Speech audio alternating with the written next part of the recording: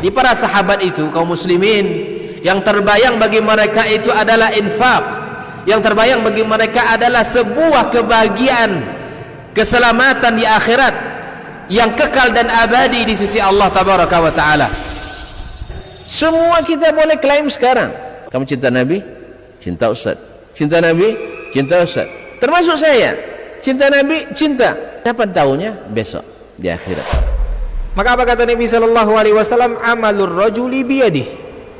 Penghasilan yang terbaik adalah pekerjaan yang dilakukan oleh seseorang dengan tangannya sendiri. Wa kullu bai'in mabrur, dan setiap jual beli yang mabrur. Ini aktivitas ini membantu saya di akhirat atau akan menyulitkan saya di akhirat? Kalau seandainya perbuatan itu ternyata akan menyulitkan kita di akhirat kelak, tinggalkan perbuatan itu.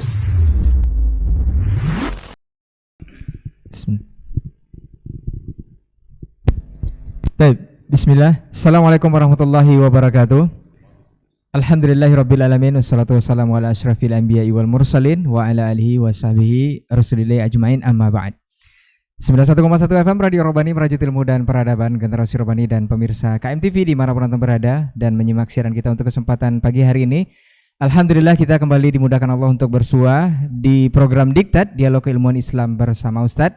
Dan untuk hari ini alhamdulillah sudah memasuki episode ke-39.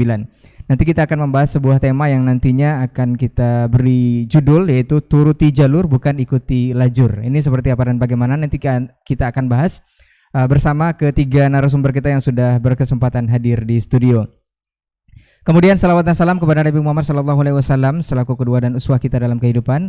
Kita bermohon juga salawat ini tersampaikan selalu hendaknya kepada seluruh keluarga beliau, kepada para sahabat dan juga tentunya kepada orang-orang yang senantiasa istiqomah menjaga dan menjalankan ajaran serta sunnah-sunnah beliau hingga hari kiamat kelak.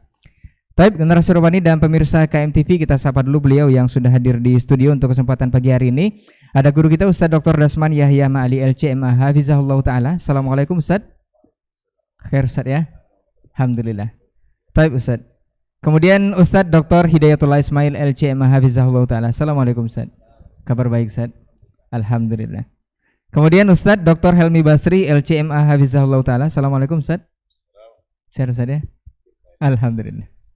Baik, generasi Robani dan pemirsa KMTV, untuk tidak memperpanjang mukadimah, kita akan langsung saja kepada pembahasan untuk kesempatan hari ini. Dan seperti biasa, untuk antum yang ingin bertanya nanti di sesi kedua silahkan di 081274909911.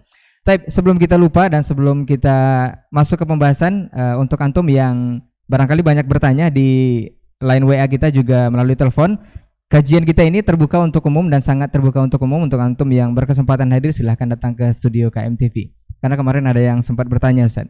Nah, kita lanjut ke pembahasan untuk hari ini. Untuk pertama kita persilahkan kepada guru kita Ustaz Dr. Dasman Yahya Ma'ali LCMA Hafizahullah Ta'ala. Falyatafadhal mashkura Ustaz. Nah.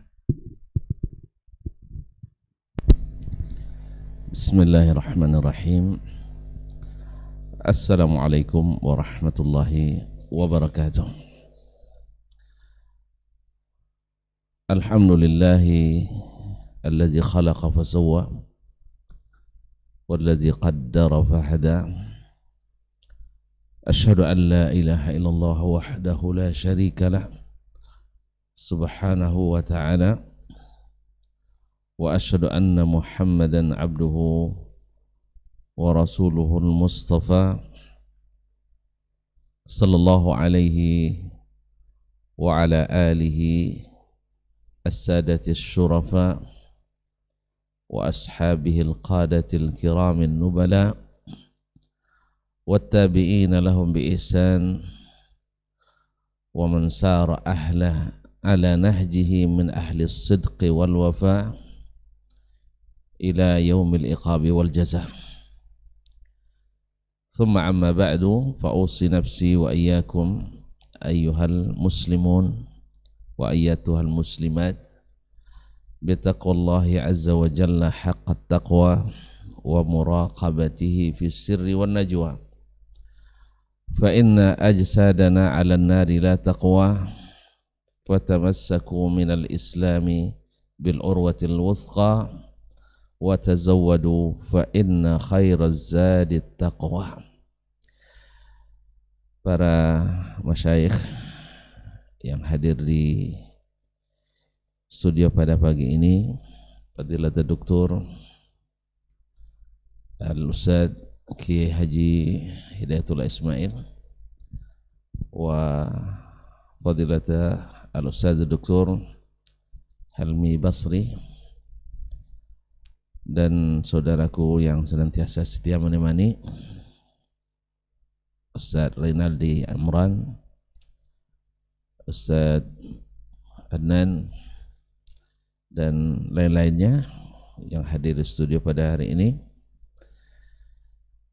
ataupun yang menyaksikan melalui media live streaming KMTV, Saudi TV, dan lain-lainnya, ataupun yang mendengarkan melalui 91,1 FM Merajut Ilmu dan Peradaban Rabbani.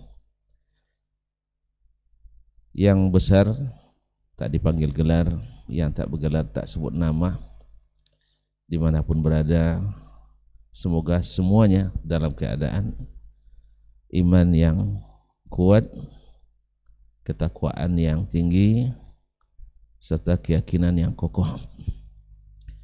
Semua sehat walafiat dalam keadaan yang diridai Allah Subhanahu wa ta'ala.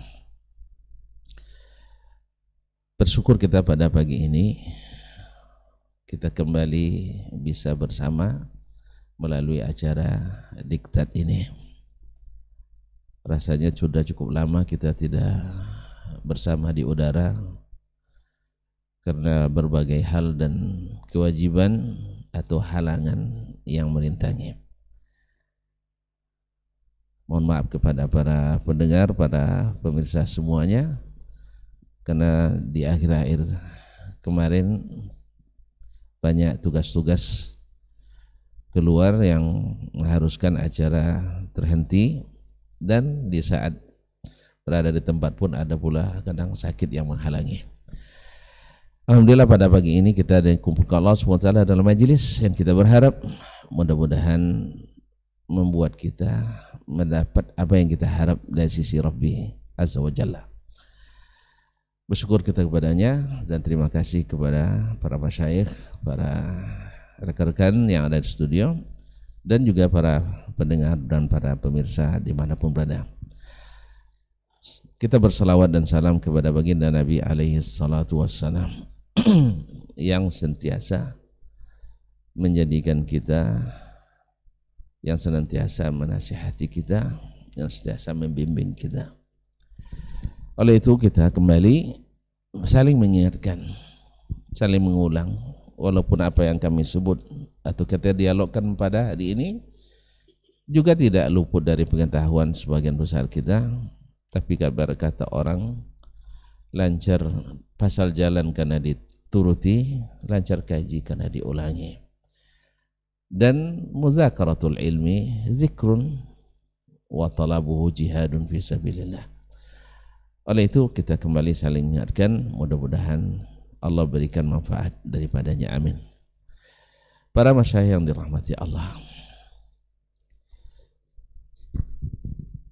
pada asalnya umat Islam ini Allah kumpulkan dalam suatu jalan yang lurus. Wa anna hadza sirati mustaqiman fattabi'un. Sesungguhnya ini adalah jalanku yang lurus, maka ikuti. Kemudian wala tattabi'us subul fatafarraqu bikum an sabilillah. Jangan kalian mengikuti banyak-banyak jalan karena akan mencerai-beraikan kalian dari jalan Allah Subhanahu wa taala. Namun dalam kenyataannya tidak sedikit dari kita, walaupun sudah diingatkan jauh-jauh oleh Nabi kita alaihissalatu wassalam bahwa akan,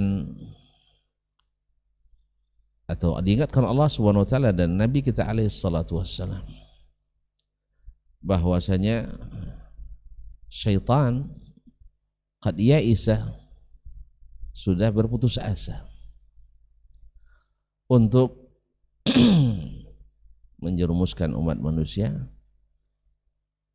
tetapi dia tidak berputus asa untuk at-tahrish bainahum, untuk memecah belah di antara mereka, yaitu membuat mereka saling berselisih. Demikian juga syaitan dari kalangan manusia pun juga tidak akan kenal lelah untuk membuat umat ini terpecah. Karena di antara fitnah yang akan datang menjelang akhir zaman yang disebut oleh Nabi alaihi salatu wassalam adalah fitnatu al-ahlas wa duhaimah wa fitnatu as-sarrah. Di antara fitnatu as-sarrah yang disebut oleh Nabi alaihi salatu wassalam adalah yaitu fitnah di antara kaum muslimin yang membuat orang-orang kafir itu bergembira melihatnya. Jadi fitnah yang membuat gembira orang-orang kafir, yaitu di saat umat ini berpecah belah, di saat umat ini saling bermusuhan, yang tersebut dalam fitnatul ahlas. Wad duhaimah datang setelahnya, di mana tidak lagi bisa membedakan. Kata Nabi alaihi salatu wassalam, ma min ahadin minkum illa wa ya'tihi latmatun minha, kecuali mesti kena tampar oleh fitnah itu, apapun kedudukan, apapun posisinya, saking gelapnya fitnah itu.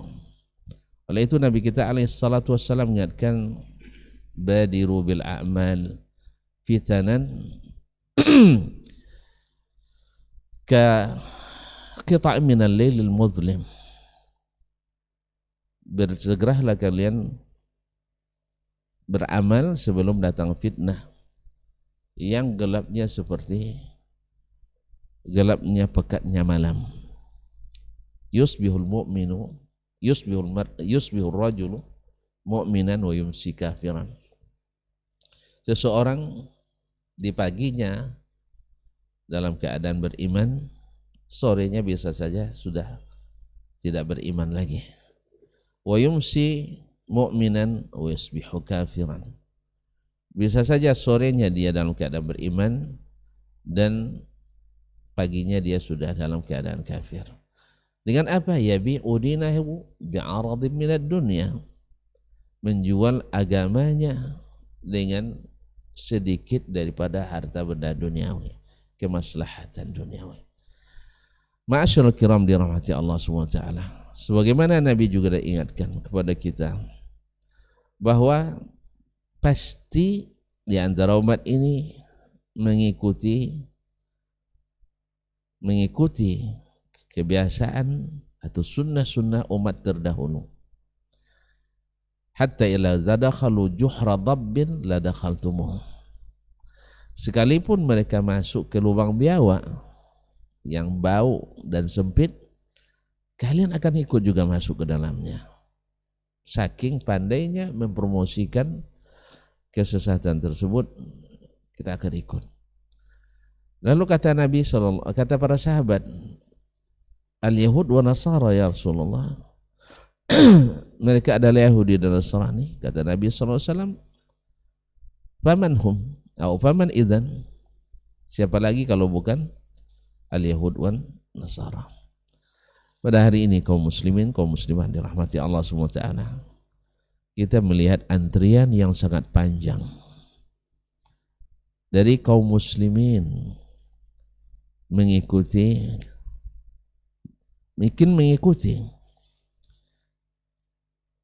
kebiasaan-kebiasaan orang-orang agama lain yang tak lain dan tak bukan seperti kata Nabi SAW, al-Yahud wa Nasara, al-Yahud wa Nasara. Sehingga pada hari ini kita mesti lebih intens lagi untuk mengingatkan saudara-saudara kita, walaupun kadang ditafsirkan dengan dianggap kita terlalu kepo, terlalu mau tahu urusan orang. atau terlalu baperan, bawa perasaan, atau ikut campur urusan orang. Kaum muslimin dan muslimat dirahmati Allah, kita memang, kaum muslimin digambarkan oleh Nabi SAW sebagai penumpang kapal. Semuanya bila yang dibawa naik ke atas takut mengganggu orang-orang di atas, lalu mereka melubangi kapal dari bawah untuk mengambil air. Nah, apakah yang di atas harus membiarkan saja dengan alasan kalau dibiarkan kita tidak terganggu, tetapi akibatnya adalah karam semua. Maka Nabi katakan jangan dibiarkan itu, walaupun mengganggu, tetapi gangguan itu membuat mereka selamat. Demikian juga kita dalam beramar ma'ruf bernahi mungkar mesti lebih intens mengingatkan apa yang sudah dari dulu Nabi SAW sudah ingatkan. Maka Nabi sudah tetapkan jalan yang dilaluinya bersama para sahabat, dan umat ini senantiasa satu saja alirannya sampai terjadi fitnah yang disebutkan oleh Nabi SAW, yaitu dengan terbunuhnya Umar bin Khattab radhiyallahu taala anhu, yang Nabi menyebutnya dengan babul fitnah. Bab fitnah. Dalam hadis Huzaifah disebutkan bahwa Umar adalah pintu yang menghalangi terjadinya fitnah, tetapi makar musuh untuk melenyapkannya, karena mereka tahu bahwa ini pintu sangat tebal dan sangat kokoh. Akhirnya Umar radhiyallahu taala anhu membayar dengan mahal, dengan nyawanya, dan akhirnya setelah pintu itu seperti yang dikatakan Nabi sebelumnya, ayuftahul bab am yuksar, apakah pintu itu akan dibuka dengan normal atau dipecahkan atau dipatahkan. Lalu kata Nabi SAW, bal yuksar, pintu itu tidak dibuka dengan normal, artinya mati dalam keadaan normal, tetapi akan dipecahkan. Setelah itu datanglah Utsman radhiyallahu anhu, dia juga mengikuti dua sahabat sebelumnya, Abu Bakar dan Umar, tapi mulai lahir fitnah-fitnah di zamannya, sampai sejak saat itulah umat Islam tidak lagi merasakan kebersamaan. Ada yang tidak taat ikut di jalur utama yang telah disiapkan dan telah dilapangkan oleh Nabi SAW, tapi mereka tidak sedikit mulai mengambil lajur-lajur kecil untuk menyimpang dari jalur utama yang telah disiapkan oleh Nabi SAW, yang pada setiap pangkal jalannya terdapat para sales, para tenaga promosi dari kalangan syaitan untuk memperlihatkan seolah-olah itu adalah jalan yang baik. Akhirnya lahirlah gerakan-gerakan, aliran-aliran yang sebenarnya juga sudah disebutkan oleh baginda Nabi SAW. Disebut oleh baginda Nabi SAW dalam hal mengingatkan, iftaraqatil yahudu ala 71 firqah wa iftaraqatin nasara ala 72 firqah wa sataftariqu hadhil ummah ala 73 firqah kulluha finnar illa wahidah. Semuanya 73 golongan itu terancam masuk neraka. Terancam masuk neraka kecuali satu saja. Di sini juga isyarat bahwa jalur yang benar itu adalah satu. Karena semua dari 73 terancam masuk neraka kecuali yang satu. Nah, siapa yang satu itu? Nabi SAW mengatakan humul jamaah. Humul jamaah. Siapa mereka jamaah itu? Lalu dikatakan man kana ala mithlima ana alaihi al-yawma wa ashabi. Orang yang beragamanya seperti saya dan sahabat saya pada hari ini beragama. Kalimat al-mithlu, tuan-tuan masih ingat kalimat idgham mutamathilain. Al-mithlu asyaddu min at-tashabuh. At-tamathul lebih sempurna daripada at-tashabuh. Karena yushbih, at-tashbih mungkin fi wajhin minal wujuh, tapi al-mithl fi akthar min wajh, bal fi akthar al-wujuh. Oleh sebab itu yang at-tamathul adalah seperti persis seperti Nabi dan para sahabatnya. Nah, kalimat al-jamaah adalah yang banyak atau berjamaah. Kalau diartikan secara bahasa adalah golongan yang banyak. Tetapi dalam tafsir dari Nabi sallallahu alaihi wasallam, al-jamaah humul ladzina ala mithli ma ana alaihi al-yawma wa ashabi. Didukung oleh tafsir dari sahabat ketika dikatakan atau ditanyakan kepada Abdullah bin Mas'ud radhiyallahu taala anhu bahwa dimaksud dengan jamaah adalah madum ta'alal haqq wa in kunta wahdak. Yang jamaah itu engkau berada di jalur yang benar walaupun kamu sendiri. Saya teringat benar dalam satu masa di situ tertulis parkir mundur. Mobilnya parkir mundur. Semua mobil parkir bahkan di bawah pelang itu juga parkir maju. Kecuali saya sendiri saja yang biasa parkir mundur. Sampai-sampai karena saya sendiri ditegur oleh security. Ustadz, nanti Ustadz dikira orang melanggar. Apa sebab? Karena tidak ada yang parkir mundur kecuali Ustadz sendiri. Tapi itu kan ada tulisannya. Tulisan itu mungkin sudah dianulir. Jadi demikian kaum muslimin semua. Hari ini kita pun kadang dipaksa untuk mengikut. Apalagi kalimat as-sawadil a'zam, yaitu golongan yang terbanyak. Ya kalau diartikan dengan jumlah 72 pasti lebih banyak. Apakah ini yang dimaksud oleh Nabi sallallahu alaihi wasallam dengan as-sawadul a'zam, yaitu golongan yang paling banyak jumlahnya? Wallahu alam. Pertama, hadis ini didhaifkan oleh para ulama hadis.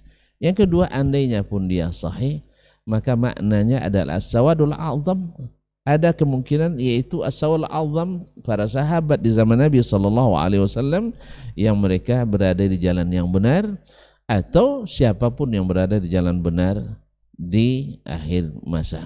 Ma'asyarul kiram, para pendengar, para pemirsa yang dirahmati Allah Subhanahu wa taala, barangkali sebagai mukaddimah saya cukup sampai di sini. Mungkin detailnya akan lebih diperdalam dan dipertajam oleh kedua masyayikh kita, dan waktu kembali saya serahkan kepada saudara Kurai. Wassalamualaikum warahmatullahi wabarakatuh. Waalaikumsalam warahmatullahi wabarakatuh. Baik, jazakallah khair untuk pendahuluannya. Kita akan lanjutkan berikutnya mendengarkan penjelasan dari guru kita Ustaz Dr. Hidayatullah Ismail LCMA hafizahullah taala. Falyatafadhal mazkur Ustaz. Bismillahirrahmanirrahim. Assalamualaikum warahmatullahi wabarakatuh. Alhamdulillahi rabbil alamin, wala aqibatu lil muttaqin, wala udwana illa 'alal zalimin. Asyhadu an la ilaha illallah wahdahu la syarika lah, wa asyhadu anna Muhammadan abduhu wa rasuluh alladzi la nabiyya ba'da wa la rasula ba'da. Qala ta'ala ya ayyuhalladzina amanu ittaqullaha haqqa tuqatih wa la tamutunna illa wa antum muslimun. Amma ba'd. Para masyayikh, guru-guru kita Dr. Dasman Yahya Ma'ali LCMA dan guru kita Dr. Helmi Basri, teman-teman yang selalu setia, Akhrai dan Adnan yang selalu mendampingi dalam setiap kegiatan. Semoga Allah Subhanahu wa taala memberikan keberkahan kepada mereka semuanya dan kepada kita seluruh kaum muslim dan muslimat dimanapun berada. Alhamdulillah, kita memuja dan muji Allah di awal pertemuan kita ini, karena dengan izinnya segala rencana kita bisa kita tunaikan dengan baik.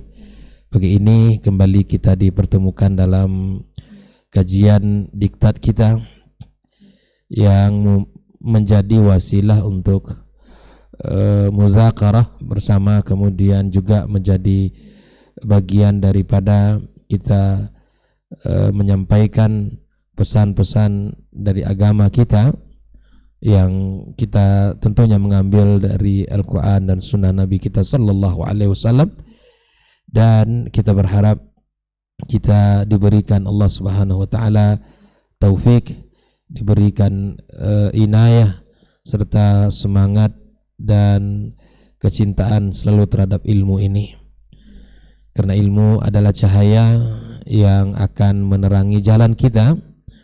Dia selalu memberikan kepada kita perlindungan dari keburukan.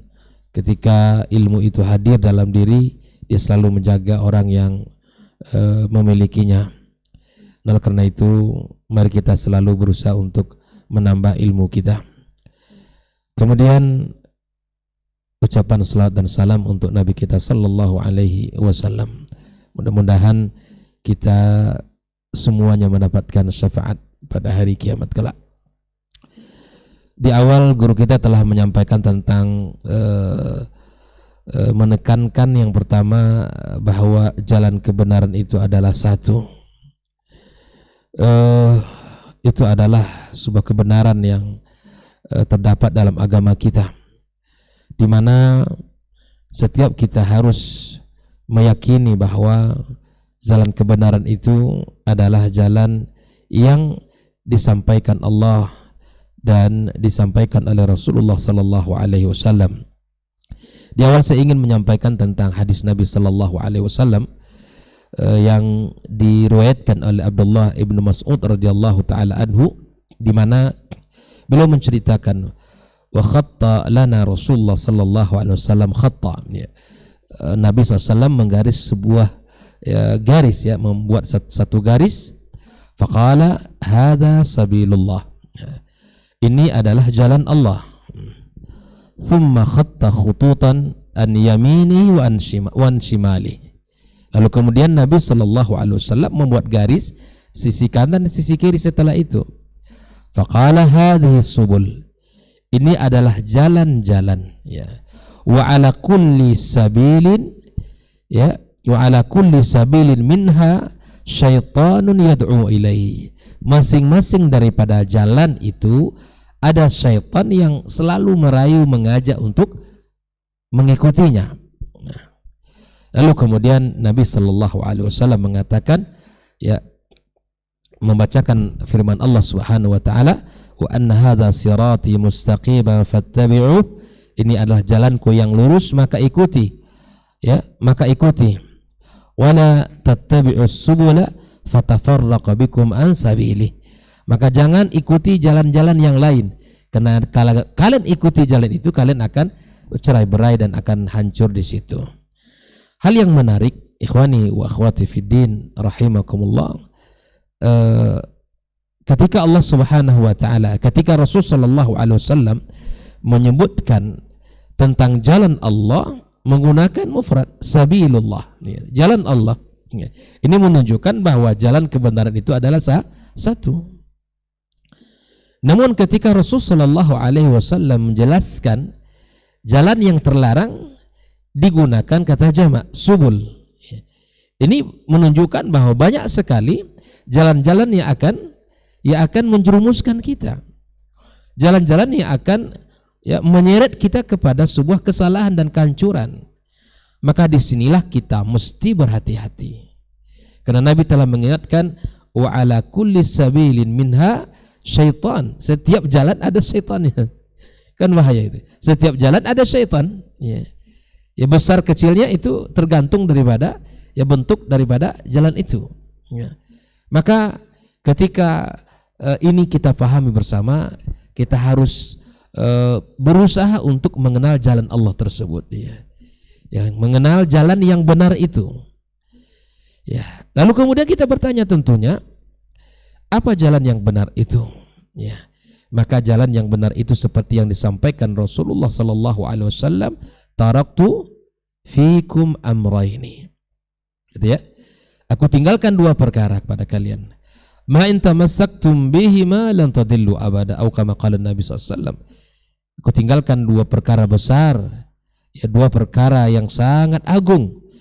Apabila dua perkara itu kalian pegang dengan baik, kalian ambil, kalian amalkan, maka jaminan dari Nabi SAW, lan tadillu abadan.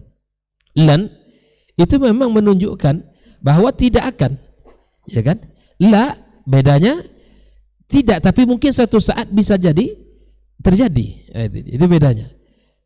Jadi kemudian ini yang harus dipahami, bahwa selama kita berpegang teguh kepada Al-Quran dan Sunnah Rasulullah Sallallahu Alaihi Wasallam, maka itu ada jaminan keselamatan dalam perjalanan kita menuju Allah Subhanahu wa Ta'ala.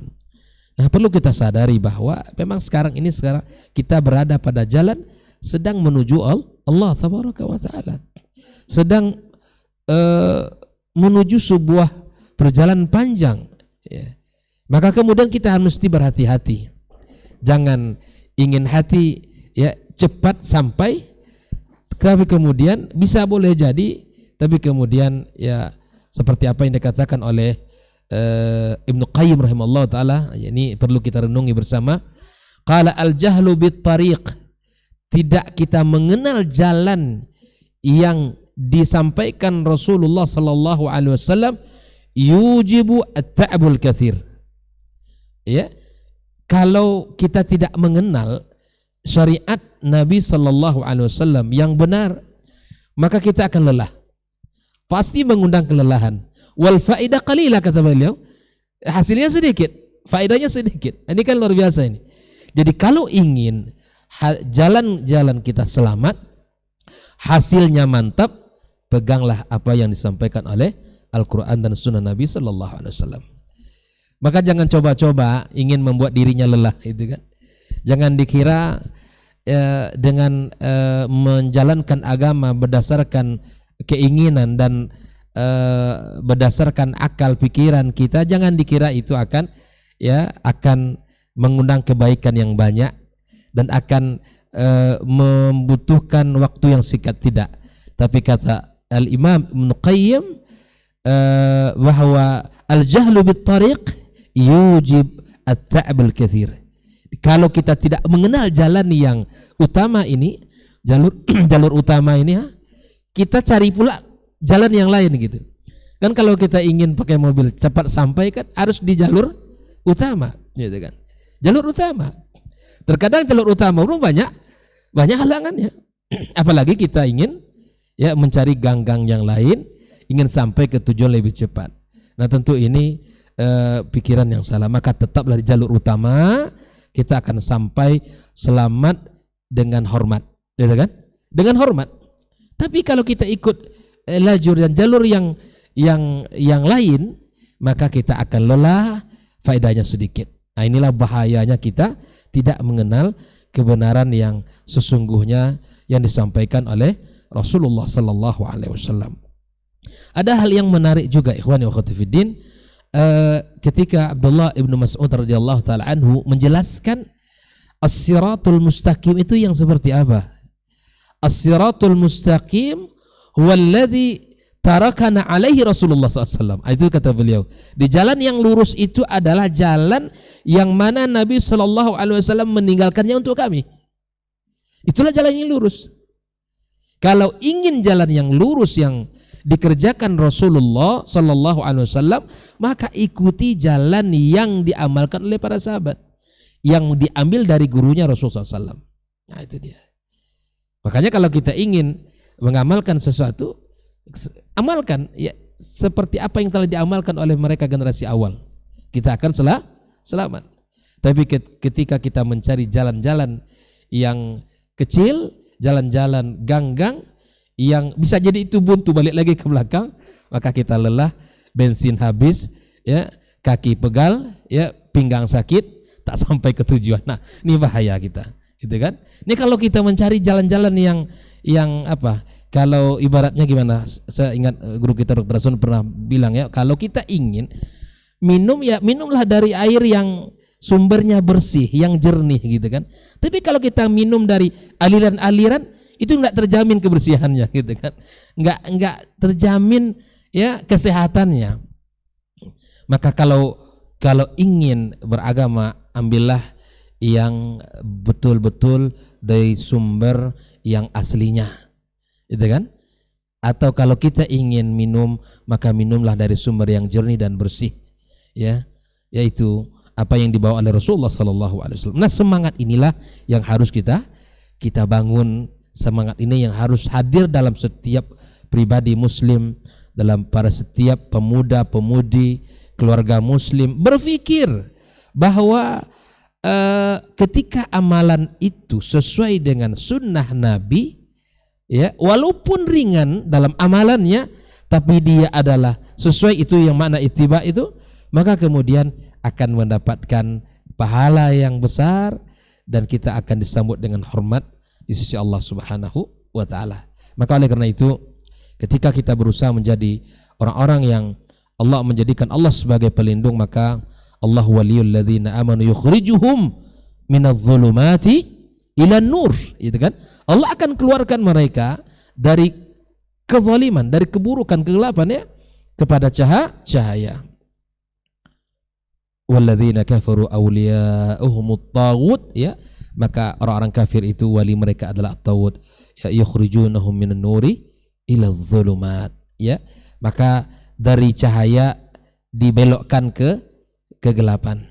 Tapi ketika dia jadikan Allah sebagai pelindung, maka Allah Subhanahu wa taala akan mengeluarkannya dari kegelapan menuju cahayanya. Nah, inilah yang mesti kita hadirkan dalam kehidupan kita bersama.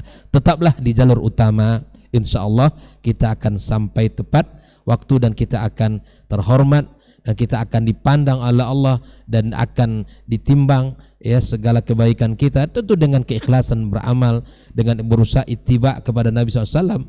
Ya, kita berusaha di dalam amaliyah ini untuk bertanya dalam setiap gerak-gerik kehidupan kita, mobil khusus ketika dalam sebuah ibadah, maka kemudian kita harus berusaha, ya, melakukan sesuatu yang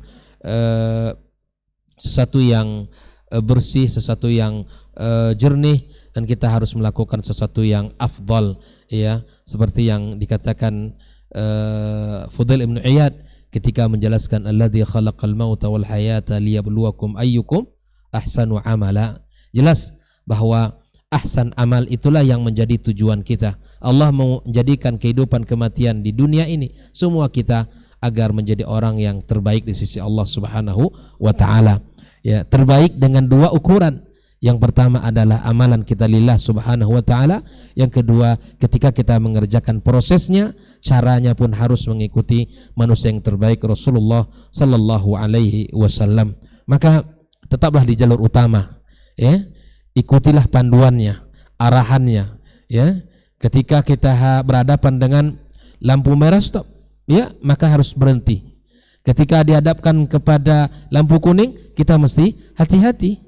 Tapi ketika dihadapkan dengan syariat yang itu diperintahkan, laju, jalan terus, gas kencang. Bahkan Allah Tabaraka wa Taala menyuruh kita di dalam melakukan kebaikan itu disambut dengan, ya, bersegera, wasari'u ila maghfirati min rabbikum, ya.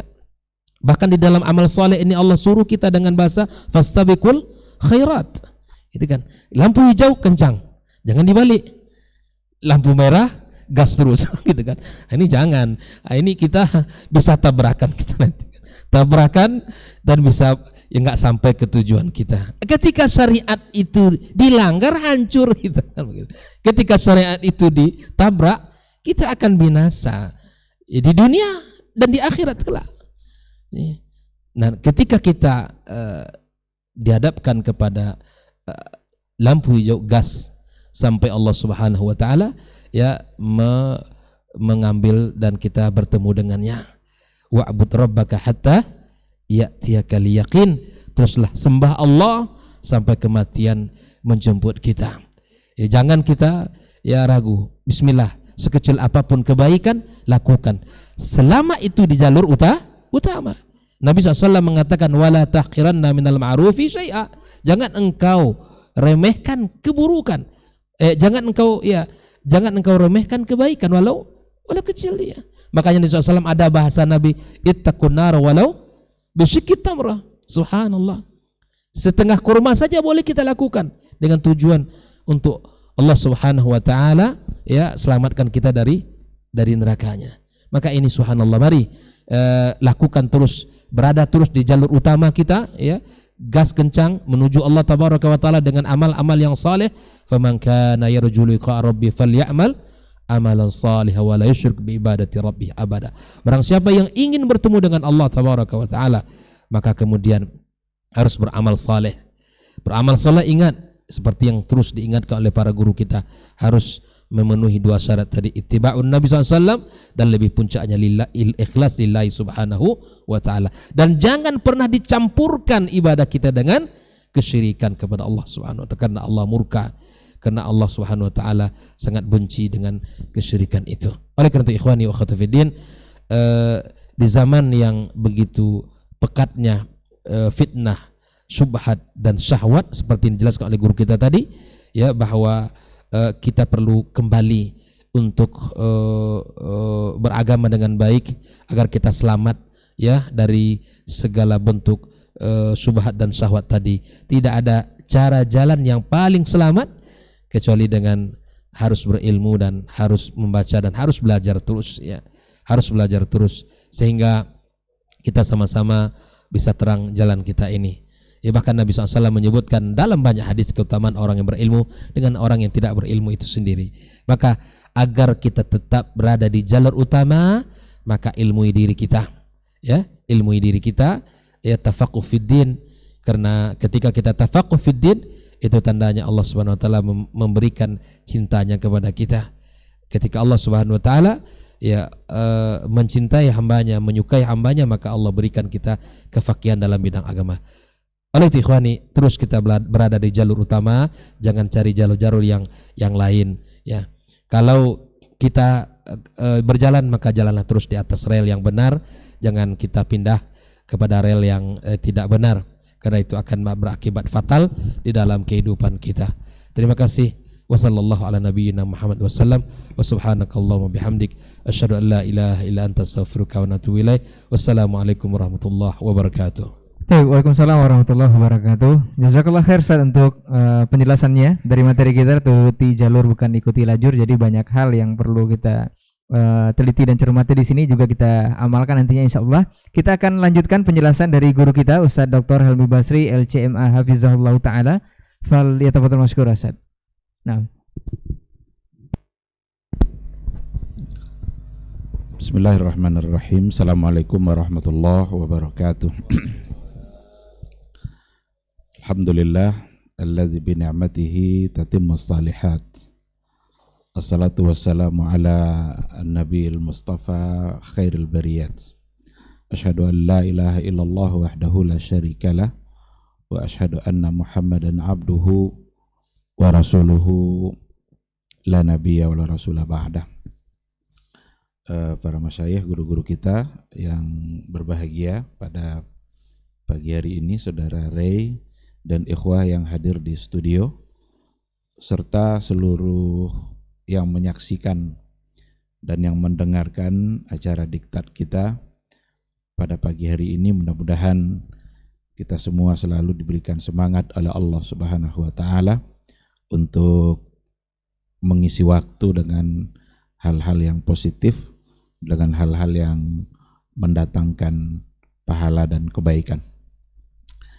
Sama-sama kita bersyukur pada Allah Subhanahu wa taala, alhamdulillah, atas izin dan karunia Allah pada pagi ini kita kembali bisa mengadakan sebuah acara yang kita sebut dengan diktat, dialog keilmuan bersama Ustadz, yang mudah-mudahan acara ini diberkahi oleh Allah Subhanahu wa taala dan yang menyelenggarakannya diberikan pahala yang berlipat ganda, yang mudah-mudahan juga ini bisa menjadi wasilah bagi masyarakat luas untuk menambah ilmu dan pengetahuan mereka di dalam beragama.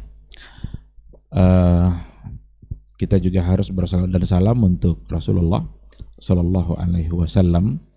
Allahumma salli ala Muhammad wa ala ali Muhammad. Mudah-mudahan kita senantiasa mampu untuk membuktikan cinta kita kepada beliau, karena beliau adalah orang yang sangat mencintai kita. Kita harus memiliki kerinduan yang mendalam untuk beliau, karena beliau adalah orang yang sangat merindukan kita umatnya. Mudah-mudahan cinta kita kepada beliau membuat kita bisa selamat di mahsyar dan membuat kita insya Allah bisa mendapatkan syafaat dari beliau, sekaligus bisa mendapatkan minuman yang akan dituangkan langsung oleh Rasul nanti dari telaganya. Jangan sampai kita termasuk ke dalam orang-orang yang diusir dari telaganya. Betapa ruginya kalau seandainya Rasul yang mengusir kita dari telaganya. Tidak ada lagi kebahagiaan, tidak ada lagi kenikmatan, yang ada adalah perasaan yang tersiksa. Jadi sekali lagi, mari sama-sama kita berikan ketaatan dan ketundukan mutlak kita kepada Allah Subhanahu wa taala dan kepada utusannya yang bernama Muhammad sallallahu alaihi wasallam. Sesuai dengan tema yang kita angkat pada pagi hari ini, tetaplah kita berada di dalam jalur, tetapi tidak mesti kita berada pada lajur-lajur kecil yang terkadang menggiring kita kepada sesuatu yang tidak baik. Saya ingin mengawalinya dengan sebuah hadis yang terdapat di dalam Sahih Bukhari dan disepakati kesahihannya oleh para ulama. Sumbernya adalah Hudzaifah ibnul Yaman, sahibu sirri Rasulullah sallallahu alaihi wasallam. Hudzaifah ibnul Yaman itu disebut dengan pemilik rahasia Rasul karena ada beberapa hal yang memang hanya Hudzaifah yang tahu. Seperti siapa aja orang-orang munafik yang ada di Madinah. Itu Hudzaifah yang tahu, Ustaz ya. Nama-namanya. Sampai satu ketika Umar bin Khattab diam-diam nanya kepada Hudzaifah, "Ya Hudzaifah, ada enggak nama saya dalam golongan orang-orang munafik?" Ini orang selevel Umar bin Khattab yang dijamin masuk surga, tetapi kehati-hatiannya dalam hal ini luar biasa. Dia diam-diam nanya itu, "Ada enggak?" katanya. Kalau orang selevel Umar bin Khattab saja yang seperti itu, kita ini bagaimana gitu. Jangan-jangan kalau ada pada masa itu menjadi bagian dari orang-orang yang orang yang munafik. Allahul musta'an. Tapi mudah-mudahan tidak seperti itu. Kita harus kokoh dalam berkeyakinan, harus berada pada jalur yang lurus, tak neko-neko, tidak mencari lajur-lajur yang justru menyesatkan. Kata Hudzaifah ibnul Yaman, orang-orang biasanya menanya Rasul itu tentang hal-hal yang baik. Ini hadis cukup panjang ya. Tapi saya menanyakan sesuatu yang kebalikannya. Makhafata ayyudrikani. Karena saya khawatir kalau nanti saya menemukan keadaan buruk itu. Jadi ketika semua orang nanya yang baik-baik, Hudzaifah malah menanya keadaan yang sebaliknya. Dia bilang, "Ya Rasulullah, dulu kami berada dalam kondisi jahiliyah, tapi kami mendapatkan kebahagiaan yang luar biasa dengan hidayah yang telah kamu bawa ini." Lalu Hudzaifah bertanya, "Hal ba'da hadzal khairi min syarr?" Apakah setelah kebaikan yang kami rasakan ini nanti ada keburukan? Kata Rasul, "Na'am." Akan ada nanti keadaan setelah yang baik begini, nanti akan ada keburukan. Lalu Hudzaifah nanya lagi, "Hal ba'da dzalika syarri min khair?" Apakah setelah keburukan itu akan ada lagi kebaikan? Rasul lagi-lagi menjawab, "Qala na'am wa fihi dakhan." Iya, kata Rasul, setelah keburukan itu akan ada kebaikan. Wa fihi dakhan, tapi kebaikan itu sudah dikotori, sudah dicampuri. Qaumun yahduna bighairi hadi. Akan ada kaum, akan ada golongan yang mereka mengambil petunjuk selain daripada petunjukku.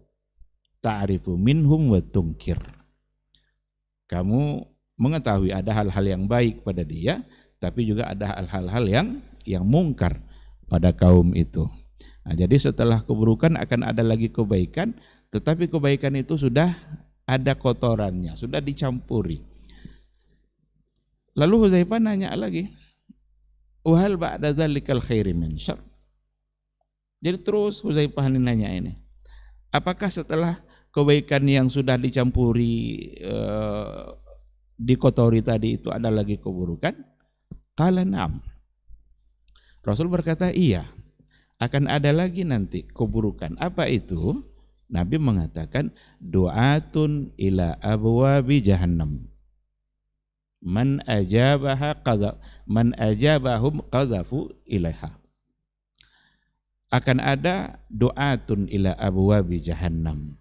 Ada para du'at, ada para da'i ila abwabi jahannam yang mengajak kepada pintu-pintu neraka jahannam.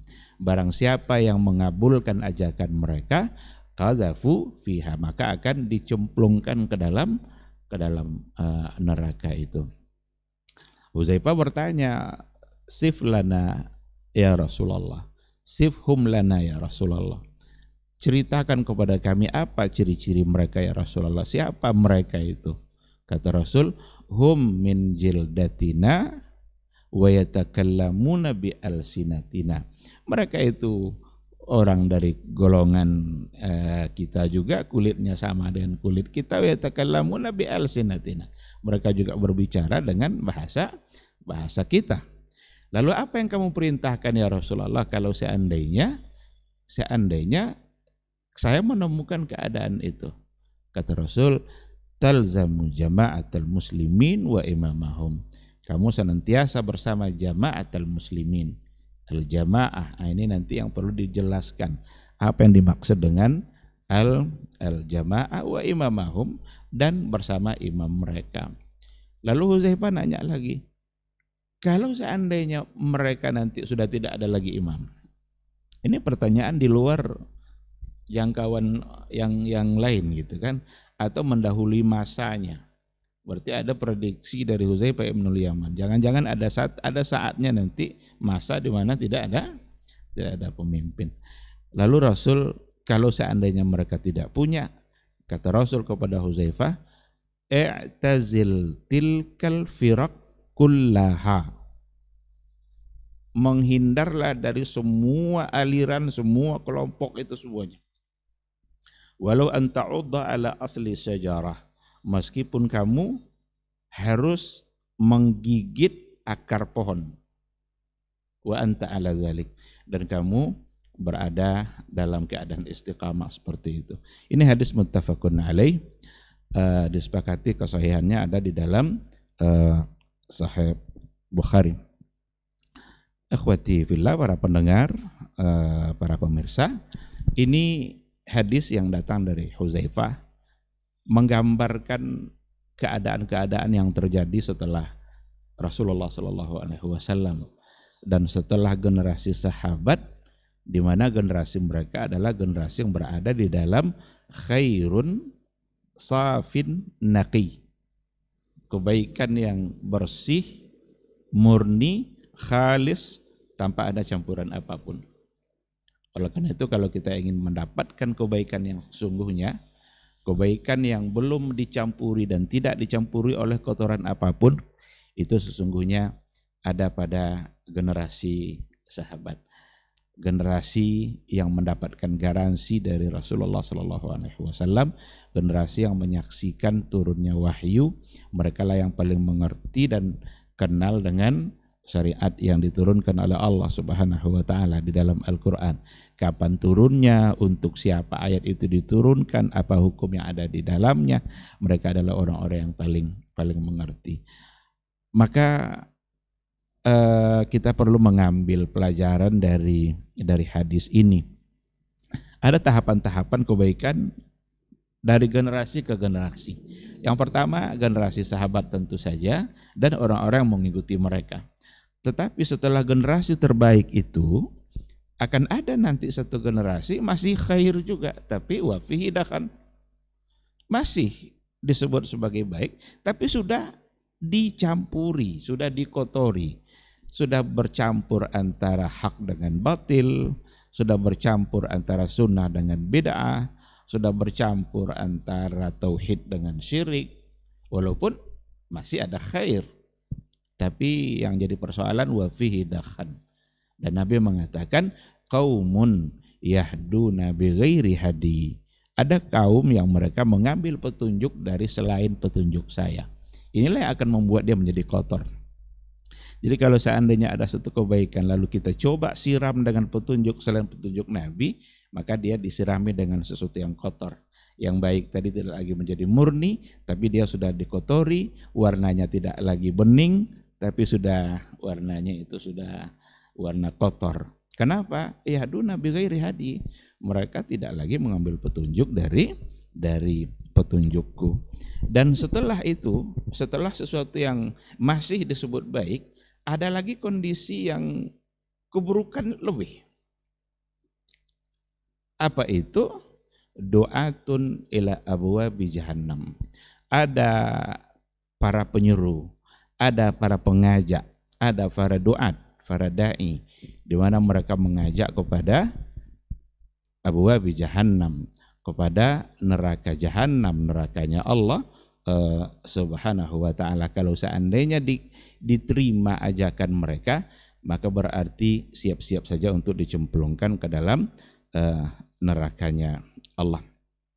Ketika itu Huzaifah nanya, siapa mereka ya Rasulullah? Tolong berikan ciri-cirinya seperti apa. Hum min jildatina wa yatakallamuna bi alsinatina. Ternyata yang melakukan itu, yang do'atun ila abwabi jahannam, berarti bukan minal kufar, bukan dari orang-orang kafir, bukan dari orang-orang yang bukan muslim. Karena Nabi mengatakan dari kita juga, berarti dari muslim juga. Maka berarti doa di sini doa minal muslimin. Kan dipahami dari hadis yang tadi. Dan ketika kita berbicara tentang ini, kita tidak sedang menunjuk orang. Jangan salah paham. Kita tidak sedang mencari, oh ini doat ila abwabi jahannam, oh si fulan doat ila abwabi jahannam. Jangan itu yang dilakukan. Yang harus dilakukan adalah introspeksi oleh semua doa. Introspeksi diri oleh para da'i. Kira-kira saya ini masuk enggak dalam hadis yang disebut Nabi tadi? Jadi bukan oh berarti kamu aja nanti yang da'i yang benar. Bukan itu. Sekarang kita mengajak, sekarang mengintrospeksi diri. Semua doa yang ada, semua kelompok yang ada. Introspeksi diri, baca diri kita masing-masing. Apakah bagian dari doa ila abwabi jahannam? Apakah ada kita mengajak kepada hal-hal yang syirik? Apakah kita ada mengajak kepada hal-hal yang bid'ah yang jauh dari agama? Apakah kita mengajak kepada hal-hal yang ternyata mengada-ngada dalam agama? Baca diri masing-masing. Tidak untuk memberikan tuduhan kepada siapapun. Kalau itu tidak dilakukan, yang akan terjadi justru saling saling memvonis, saling menuduh, sebagaimana dulu saling menghakimi, sebagaimana dulu sudah pernah kita angkat judul seperti itu. Karena ini Nabi yang menggambarkan, dan Nabi tidak pernah berbohong. Nabi itu jelas dia orang yang paling jujur dan tidak pernah ada kebohongan keluar dari mulut Rasulullah Sallallahu Alaihi Wasallam. Oleh karena itu, apa yang dikatakan oleh Nabi di dalam hadisnya ini berarti benar akan terjadi. Kalau benar akan terjadi, maka akan menjadi fakta dalam penggalan sejarah sebelum hari kiamat terjadi nanti. Oleh karena itu, jangan sampai kita sebagai da'i justru masuk ke dalam kategori do'atun ila abwabi jahannam. Atau jangan sampai juga kita sebagai seorang da'i tetapi wa fihi dakhan. Wa fihi dakhan itu sudah dikotori, ada tercampur oleh sesuatu. Yahduna bi ghairi hadi. Mereka tidak lagi mengambil petunjuk dari petunjukku. Apa yang harus saya lakukan ya Rasulullah, kata Huzaifah? Talzamu jama'atal muslimin. Kamu selalulah berada bersama jama'atal muslimin. Ini perlu kita lihat bagaimana para ulama memberikan penjelasan tentang makna jama'atul muslimin. Karena nanti masing-masing orang akan mengklaim bahwa mereka lah yang jama'atul muslimin. kita bisa lihat bagaimana para ulama memberikan penjelasan itu. Para ulama salaf, mereka-mereka yang berpegang kepada manhaj yang lurus, dan mereka memberikan penjelasan itu. Dalam ensiklopedia Firaq wal Adyan itu diberikan penjelasan tentang itu, juga terkait dengan makna as-sawadil a'zam. Ibnul Qayyim rahimahullah itu mengatakan bahwa al-jamaah itu adalah al-jama'atul ula. Al-jama'atul ula qabla ayyubaddilan nasu wa yughayyiru. Jama'atul ula itu tentu adalah generasi yang pertama. Generasi sahabat dan yang mengikuti sahabat, yang mendapat garansi dari Rasulullah sallallahu alaihi wasallam. Qabla ayyubaddilan nas wa yughayyiru. Sebelum manusia merubah-rubah, membolak-balik, mengutak-atik persoalan agama. Berarti ungkapan Ibnu Qayyim ini juga ada generasi di mana mereka mengutak-atik persoalan agama. Ada hal-hal yang tidak perlu didiskusikan. Ada hal-hal yang tidak perlu diakal-akali. Ada hal-hal yang perlu wajib diimani saja, tapi mereka mencoba untuk menganalisa, akhirnya tersesat. Dan dalam kesesatannya mereka menganggap mereka berada dalam kebenaran. Ini yang lajur yang sudah menyimpang, bukan lagi pada jalurnya. Ketika Nabi mengatakan kalau seandainya nanti terjadi perpecahan, perbedaan, alaikum bisawadil a'zam. Alaikum bisawadil a'zam. Meskipun dari segi status hadis tadi dikatakan oleh guru kita itu tidak sampai ke tingkat sahih, andaikan pun dianggap sahih. Ini yang disebutkan dalam yang tadi itu, dalam ensiklopedia tadi itu, andaikan pun dianggap sebagai yang sahih, tapi perlu dipahami secara baik as-sawadil a'zam, karena Nabi tidak mungkin antara satu kata dan kata yang lain berbenturan. Nah, ketika ada orang yang mengartikan as-sawadul a'zam itu aktsaru adadan, maka dalam buku tadi seperti yang dikutipnya dari Hilyatul Auliya, Abu Nu'aim al-Asbahani mengatakan hanya orang bodoh lah yang mengartikan bahwa as-sawadul a'zam itu mayoritas dari segi jumlah. Enggak mungkin yang menjadi as-sawadul a'zam itu mayoritas dari segi jumlah. Oke, sekarang dianggap mereka banyak.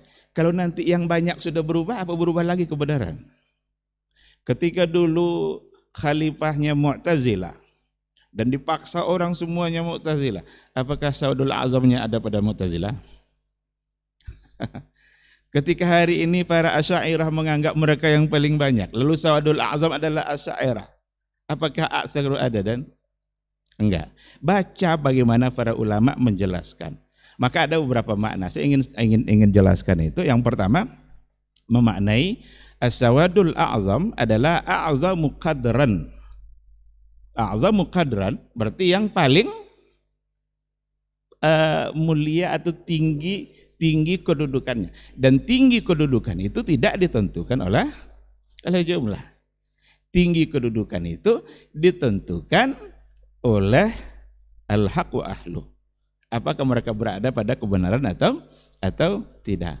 Maka seperti yang dikatakan oleh Ibnu Mas'ud yang diulang-ulang tadi oleh guru kita, kamu akan tetap disebut sebagai jemaah atau berada dalam kebenaran wa in kunta wahda, meskipun kamu sendiri. Yang kedua, seperti yang saya katakan tadi, ada yang dimaknai oleh para ulama dengan as-sahabah pada masa dulu, karena mereka lah as-sawadul a'zam itu. Mereka lah generasi yang baik dari segi jumlah, baik dari segi kedudukan. Ketika kebenaran sempurna pada masa Nabi, mereka lah yang paling banyak. Maka as-sawadul a'zam, Nabi membahasakan pada masa itu. Sehingga akan sejalan nanti antara alaikum bisawadil a'zam dengan alaikum bisunnati wa sunnatil khulafa'ir rasyidina al-mahdiyina min ba'di. Maka as-sawadul a'zam itu adalah alladzina 'ala sunnah, yang mereka berada di atas sunnah. Bukan jumlah terbanyak. Nanti akhir zaman nanti sekian ada lagi orang yang jumlah terbanyak nanti. Apa mereka lagi akan menjadi as-sawadul a'zam? Tentu saja tidak. Jadi adalah generasi sahabat, dan yang mengikuti itu yang mengikuti manhajnya para sahabat dalam memahami agama. Yang menarik lagi ada pada poin yang ketiga, dia menyampaikan kalaupun dianggap sebagai jumlah yang terbanyak, aktsaru adadan, itu bisa benar jika yang dimaksud adalah aktsaru adadan anil fitrah, yang jumlah terbanyak yang berada di atas fitrah. Karena yang jumlah terbanyak yang berada di atas fitrah ketika mengimani Allah Subhanahu wa taala, berapa banyak itu kita lihat kan, fitrah berbeda dengan apa yang diucapkan.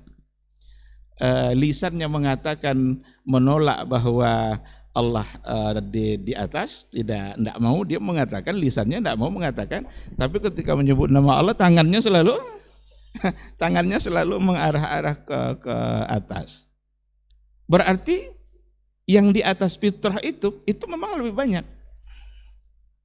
Karena semua kita dilahirkan berada di atas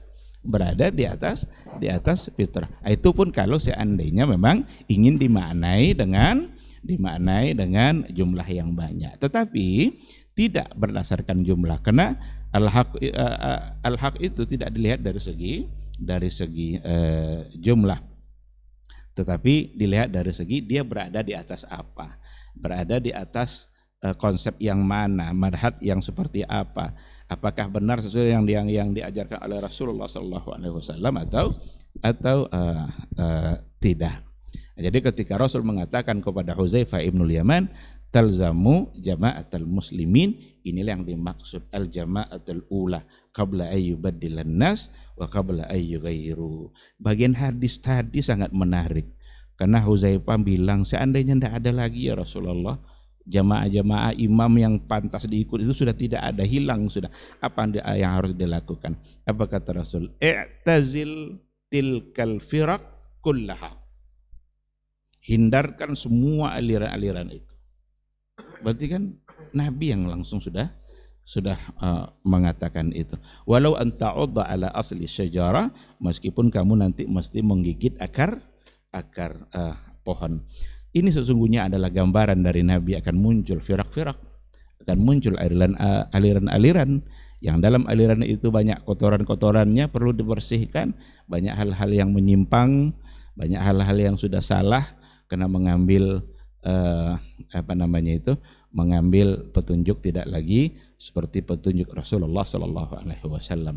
Sekali lagi, hadis ini kita sampaikan bukan sebagai klaim atau vonis, ini mengajak kita untuk introspeksi, mengajak kita untuk memuhasabah supaya kita tidak termasuk ke dalam yang diperintahkan oleh Nabi untuk dihindarkan tadi itu. Alangkah ruginya kita kalau seandainya kita termasuk orang yang harus dihindarkan. I'tazil tilkal firaq. Hindarkan itu, firqah-firqah semuanya itu. Berarti ada penyimpangan, berarti ada kesalahan, berarti ada kotornya. Yang tauhid tidak lagi murni sudah dicampuri sama syiriknya. Yang sunnah tidak lagi murni tapi sudah dicampur dengan bid'ahnya. Oleh karena itu sama-sama kita mencoba untuk mengkaji ulang apakah kita sedang berada dalam jalur utama ataukah sedang berada pada lajur-lajur yang salah. Apakah kita sedang mengajak orang menuju jalan utama itu atau kita mengajak orang menuju jalan yang salah tanpa kita sadari. Dan kalau kita sudah menyadarinya, maka sama-sama kita kembali kepada kebenaran, sama-sama kita kembali kepada al-haq. Mudah-mudahan Allah Subhanahu wa taala meridhai kita semua. Mudah-mudahan Allah selalu membimbing kita untuk tetap istiqamah dan memberikan petunjuknya kepada kita, apalagi di saat-saat terjadi kesalahan dalam diri dan dalam kehidupan kita. Ini mungkin yang ingin saya sampaikan. Mohon maaf dan terima kasih. Subhanakallahumma bihamdika asyhadu an la ilaha illa anta astaghfiruka wa atubu ilaik. Assalamualaikum warahmatullahi wabarakatuh. Waalaikumsalam warahmatullahi wabarakatuh. Baik. Barakallahu fikum. Jazakallahu khairan Ustaz untuk penyempurnaan materi kita di kesempatan pagi hari ini. Masya Allah luar biasa manfaat yang bisa kita dapatkan dari untuk menuruti jalur bukan mengikuti lajur-lajur atau jalan-jalan yang bukan jalan utama. Baik, kita masuk kepada sesi kedua. Sebelum kita akhiri di program diktat untuk kali ini, ada beberapa pertanyaan. Juga antum yang di studio kita berikan kesempatan nanti untuk bertanya jika ada. Kita coba bacakan dulu pertanyaan yang sudah masuk. Bismillah, assalamualaikum warahmatullahi wabarakatuh. Ustadz, bagaimana cara harus kembali ke jalur utama? Kita kan sudah jadi umat yang utama dan sudah berpegang kepada Al-Quran dan Hadis. Kalaupun ada yang lewati jalur kanan kiri itu kan berdasarkan petunjuk juga Ustadz. Seperti hadis 70.000 yang masuk surga tanpa hisab. Nah, mereka ingin seperti itu. Kemudian kalaupun berdosa, bukankah itu juga hadis Ustadz? Setiap anak Adam itu berdosa. Bukankah Nabi lebih keras kepada perkara syubhat daripada maksiat? Ini seperti apa Ustadz? Nah.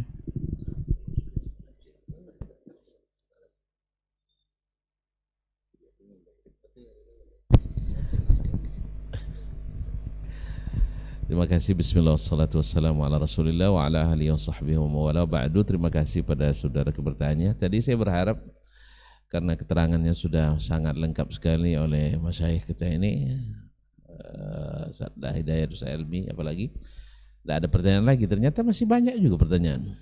Baik, berkaitan dengan bukankah kita semuanya sebenarnya sudah berada di jalur yang sama? Memang Islam ini pada dasarnya kita siapa yang bersyahadat asyhadu an la ilaha illallah wa asyhadu anna muhammadar rasulullah, ini bagian dari saudara kita. Makanya Syekhul Islam Ibnu Taimiyah rahimahullah, walaupun beliau sering dituduh dengan tuduhan yang bermacam-macam, suka mengkafirkan orang, beliau sendiri yang menyatakan ini, bahwasanya siapa yang mengatakan al-firaq الثنتين والسبعين مخلدين في النار فقد خالف الإجماع خالف النصوص الشرعية وخالف الإجماع. Siapa yang mengafirkan firqah yang 72 itu, maka dia telah menyalahi nas-nas syar'i dan menyalahi ijma' kaum muslimin. Dia tidak, itu orang itu tidak dikafirkan karena mereka adalah bagian dari umat Islam. Jadi Nabi katakan, kan Nabi sudah sebutkan Yahudi, Nasrani, kemudian kita. Berarti yang 73 ini kita. Nah, yang 73 ini mencoba mencari-cari jalan. Mencari jalan, mungkin tidak puas dengan satu jalan yang sudah diciptakan atau sudah dibentangkan. Ya, yang namanya nafsu manusia itu hawanya, walaupun sudah dilarang, dia suka yang namanya kullu mamnu'in marghub, kata orang Arab. Segala yang dilarang itu mereka suka mencari-cari dan mencoba. Maka Nabi sudah ingatkan dari awal, memang ada di tepi jalan itu ada pintu-pintu yang ada sitar murkha, yaitu ada tirai-tirai yang murkhat, yang diulurkan, dan tirai itu transparan, yura batinuhu min zahiri, terlihat, jadi adalah transparan. Dan memang yang berpakaian transparan itu lebih menarik yang kalau daripada yang nampak nyata. Jadi mereka mengira di sebalik itu ada pemandangan yang indah, jalan yang selamat, sehingga tidak sedikit mereka menoleh, dan siapa menoleh pasti kena colek oleh syaitan-syaitan yang menjadi sales dan menjadi marketingnya. Dan mereka yang namanya syaitan ahli. Nah, karena kebanyakan umat khususnya di akhir zaman ini, kebanyakan mereka tidak berilmu. Sehingga mereka mudah dirayu. Antum kalau didatangi oleh sales, Antum tahu yang namanya riba itu tidak baik. Ditawarkan untung 2 juta dalam sehari, antum tidak masuk akal, tidak mau. Ketika dulu Ustaz ya ada namanya speed cash dulu, speed line ya, yaitu dengan masukkan modal 5 juta dalam sepekan dapat untung 2 juta. Akhirnya dimasukkan lagi 15 juta, dapat untung 10 juta. Akhirnya masukkan lagi 50 juta, dapat untung dalam sebulan misalnya 25 juta. Semakin tergiur orang. Saya terus terang semakin curiga. Ya, saya curiga enggak. Ini pasti tidak sehat. Alhamdulillah tidak sampai setahun, ternyata memang saya tidak salah duga. Ya karena kita tahu bagaimanapun menggiurkan kita tidak akan tertarik. Oh ini baik, ini bagus, ini nilai-nilai positifnya. Enggak, karena Nabi melarang. Jangan buka-buka sedikit pun sitar itu, tirai itu, sebab siapa yang membukanya pasti masuk, dan siapa yang masuk ke dalamnya payah keluarnya, karena jurangnya dalam. Seperti disebutkan hadis tadi oleh Syekh Helmi, bahwasanya setiap bab itu ada doanya. Siapa yang menjawab pasti akan dilemparkan ke dalam neraka. Oleh sebab itu, ikhwani fillah, memang semua subuhat mesti ada dalilnya. Sebab kalau tidak berdalil, tidak jadi subuhatnya. Semua subuhat yang ada mesti ada dalil. Semua aliran sesat mesti berdalil. Makanya tidak boleh disesatkan, masing-masing ada dalilnya memang, tapi dalilnya subuhat. Dalilnya subuhat. Seperti orang yang mengatakan, Masya Allah, kita tidak boleh mengatakan saya benar, Anda salah, atau sebaliknya, Anda benar, saya yang salah. Tidak boleh. Kenapa? Al-haqqu min rabbik. Kebenaran itu hanya dari Rabbmu. Jadi yang tahu kebenaran itu hanya Allah. Coba Al-Quran menyesatkan. Ya, al-haqqu min rabbik. Padahal kalau dia baca ayat dengan sempurna, al-haqqu min rabbik fala takunanna minal mumtarin, maka jangan kamu ragu. Nah, orang yang tidak bisa menentukan ini benar ini salah, orang yakin apa orang ragu? Orang ragu. Berarti pangkal ayat dengan ujung ayat kok bertentangan. Berarti al-haqqu min rabbik, ambillah kebenaran dari Rabbmu, jangan ragu. Al-Quran dari Rabb, iya, ambil, jangan ragu. Khuzil kitaba biquwwah. As-sunnah dari Nabi benar, wa jangan ragu. Tamassaku biha wa addu 'alaiha bin nawajiz. Nah, bid'ah bukan dari Nabi, bukan, jangan ragu, tolak. Walaupun orang mengatakannya bid'ah hasanah. Misalnya, ini mohon maaf karena Ustaz Helmi menginspirasi untuk tegas-tegas dan tapi lembut. Nah, tegas tapi lembut. Nah, ya bukan keras. Artinya apa? Al-haqqu min rabbik. Orang juga dengan ayat menyesatkan. Misalnya laisa kamitslihi syai'un. Ya. Padahal kalau dilanjutkan wa huwas samiul basir, ayat ini untuk menerima semua sifat Allah SWT. Tapi karena dia jadikan ayat jadi subuhat, akhirnya tidak ada sifat Allah yang diterima kecuali yang sesuai dengan hawa. 7 saja. Kemudian 7 dikembangkan jadi 14. Kemudian ditambah lagi dengan sifat zatiyah, akliyah, yang sedang khabariyah dan fi'liyah tidak diterima. Padahal ayat ini untuk menerima sifat. Laisa kamitslihi syai'un, tidak satu pun yang serupa dengannya. Wa huwas samiul basir. Ini muqaddimah untuk mengisbat sama dan basar. Kalaulah Allah mendengar, tidak serupa dengan pendengaran makhluk. Kalaulah Allah melihat, tak serupa dengan makhluk, maka Allah punya wajah tak serupa dengan wajah makhluk. Allah datang tidak serupa dengan datangnya makhluk. Allah berkuasa tak serupa dengan kuasanya makhluk, dan seterusnya. Jadi oleh sebab itu seluruh kesesatan dari kalangan umat Islam itu adalah berdasarkan dalil. Makanya dalil bisa benar, bisa salah.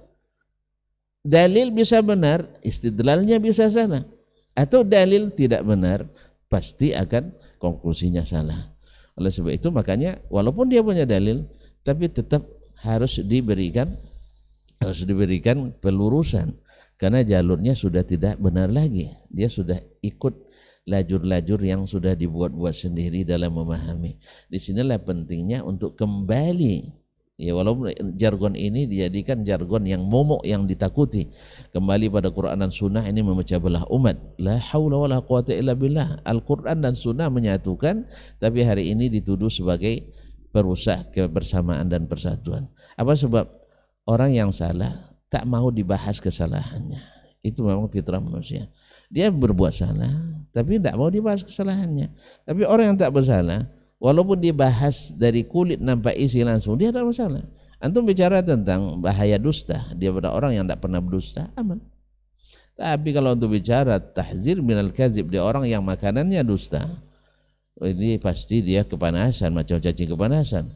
Kalau dia pengambil kebijakan, nanti dia akan buat keputusan, buat memo, hentikan ceramahnya, atau jangan diundang lagi. Apa sebab? Ini bicara menyinggung orang terus. Bicara tentang korupsi, makanya jangan bicara tentang korupsi di depan koruptor, bahaya tuh. Kecuali yang mereka minta nasihat, Ustaz kami ini para koruptor ini tolong dinasihati, itu mungkin. Tapi kalau ceramah di depan orang yang terendus dia berbuat korupsi, tentu antum buka dengan jalan, nampak Masya Allah, buka tudung nampak nasi, buka kulit nampak isi, antum insya Allah selamat tinggal. Mungkin juga dalam ceramah pun sudah tidak pedulikan lagi, dah sibuk mereka dengan HP-nya. Demikian juga kalau antum bicara tentang bahaya mencuri di depan para pencuri. Demikian juga bicara tentang bid'ah di depan orang yang suka bid'ah. Makanya jangan bilang bid'ah di depan orang yang tidak bid'ah, bilang aja tidak sunnah dan sebagainya. Jadi kaum muslimin dan muslimat dirahmati Allah, semua orang akan menganggap dia punya dalil. Tapi apa barometernya? Al-jamaah tadi, kebenaran. Apa kebenaran itu? Al-jamaatul ula, yaitu jamaahnya generasi pertama. Wallahu ta'ala alam. Mungkin ada tambahan dari mahasiswa. Baik. Naam Ustaz. Jazakallahu khair guru kita. Jadi akhi yang menanya bahwa yang ingin kita sampaikan bahwa ketika di dalam beragama ini berada terus di atas jalur yang utama tadi begitu.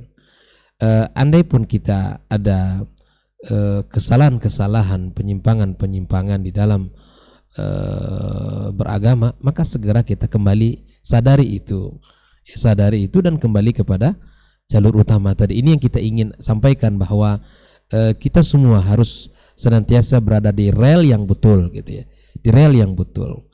Jangan nanti dikembangkan terus tentang semuanya benar menuju Allah, semua jalan menuju Allah Subhanahu, jangan. Tapi kita terus berusaha untuk tetap bersama-sama di jalur utama, gitu kan, sehingga kita sampai ya kepada Allah Subhanahu wa taala. Karena agama sudah sempurna. Agama sudah sempurna dan tidak perlu kita tambah-tambahkan lagi. Ini pesan ingin kita sampaikan bersama. Saya teringat dengan perkataan Umar bin Khattab radhiyallahu taala. Ini perkataan Umar ya. Jadi ini panduan dalam beragama, panduan kita dalam menjalankan syariat Allah Subhanahu wa taala. Kata Umar, "Iyyakum wa ashabar ra'i." Ya. Jauhi oleh kalian orang-orang yang selalu beragama menggunakan akal. Menggunakan akal logika. Jadi kalau berakidah semua diambil dalilnya dari akal. Kendak sesuai dengan akal ditolak. Jauhi ini. Ini bukan saya yang nyuruh nih. Umar bin Khattab radhiyallahu taala. Kenapa? Karena orang yang selalu menggunakan akal di dalam beragama, di dalam menjalankan syariat, keyakinan, hukum, apapun namanya, maka kata Umar bin Khattab, fa innahum adus sunnah. Mereka itu musuh sunnah. Maka tidak akan mungkin dia bercampur. Orang yang selalu mentakzimkan sunnah, itu tidak akan mungkin. Dia akan gerah. Kita bicara sunnah, orang yang memang tidak suka sunnah, dia tidak akan betah itu. Ya, makanya akan selalu lafazkan kalimat-kalimat yang akan membuat sunnah itu tercela. Maka ini panduan kita bersama ikhwani. Ini lagi-lagi bukan untuk memvonis seperti yang sampaikan Ustaz Helmi tadi, bukan menunjuk. Nah, ini adalah ajakan saya dan seluruh kaum muslimin bahwa berusaha kita berada di atas rel yang betul.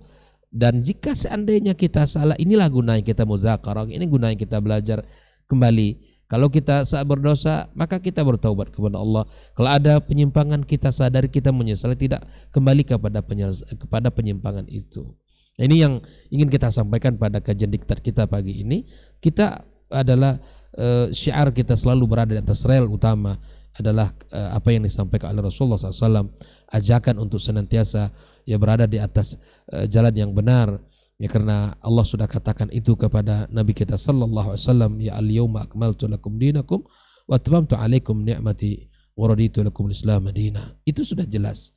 Maka Islam seperti yang disampaikan, al-Islam perlu lagi Ustaz ya, al-Islam mu'arraf ya Ustaz ya. Itu perlu itu al-Islam. Ya kalau kita ini sering menakirohkan Islam. Kalau sudah dinakirohkan nanti ada mudhaf ilainya. Itu nanti ini yang tidak, ini yang lajur-lajur tadi itu. Ini al-Islam itu jalur utama kita. Gitu kan? Ini yang jalur utama kita. Ini kalau sudah ditambahkan Islam apa nah? Nusantara, Islam apa lagi? Islam moderat dan terusnya dan seterusnya. Sambunglah.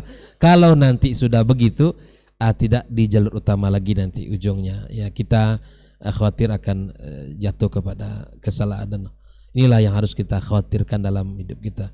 Al-Islam itu yang harus kita senantiasa ya pegang dalam hidup kita. Wallahu taala alam. Baik, Ustaz ada Ustaz.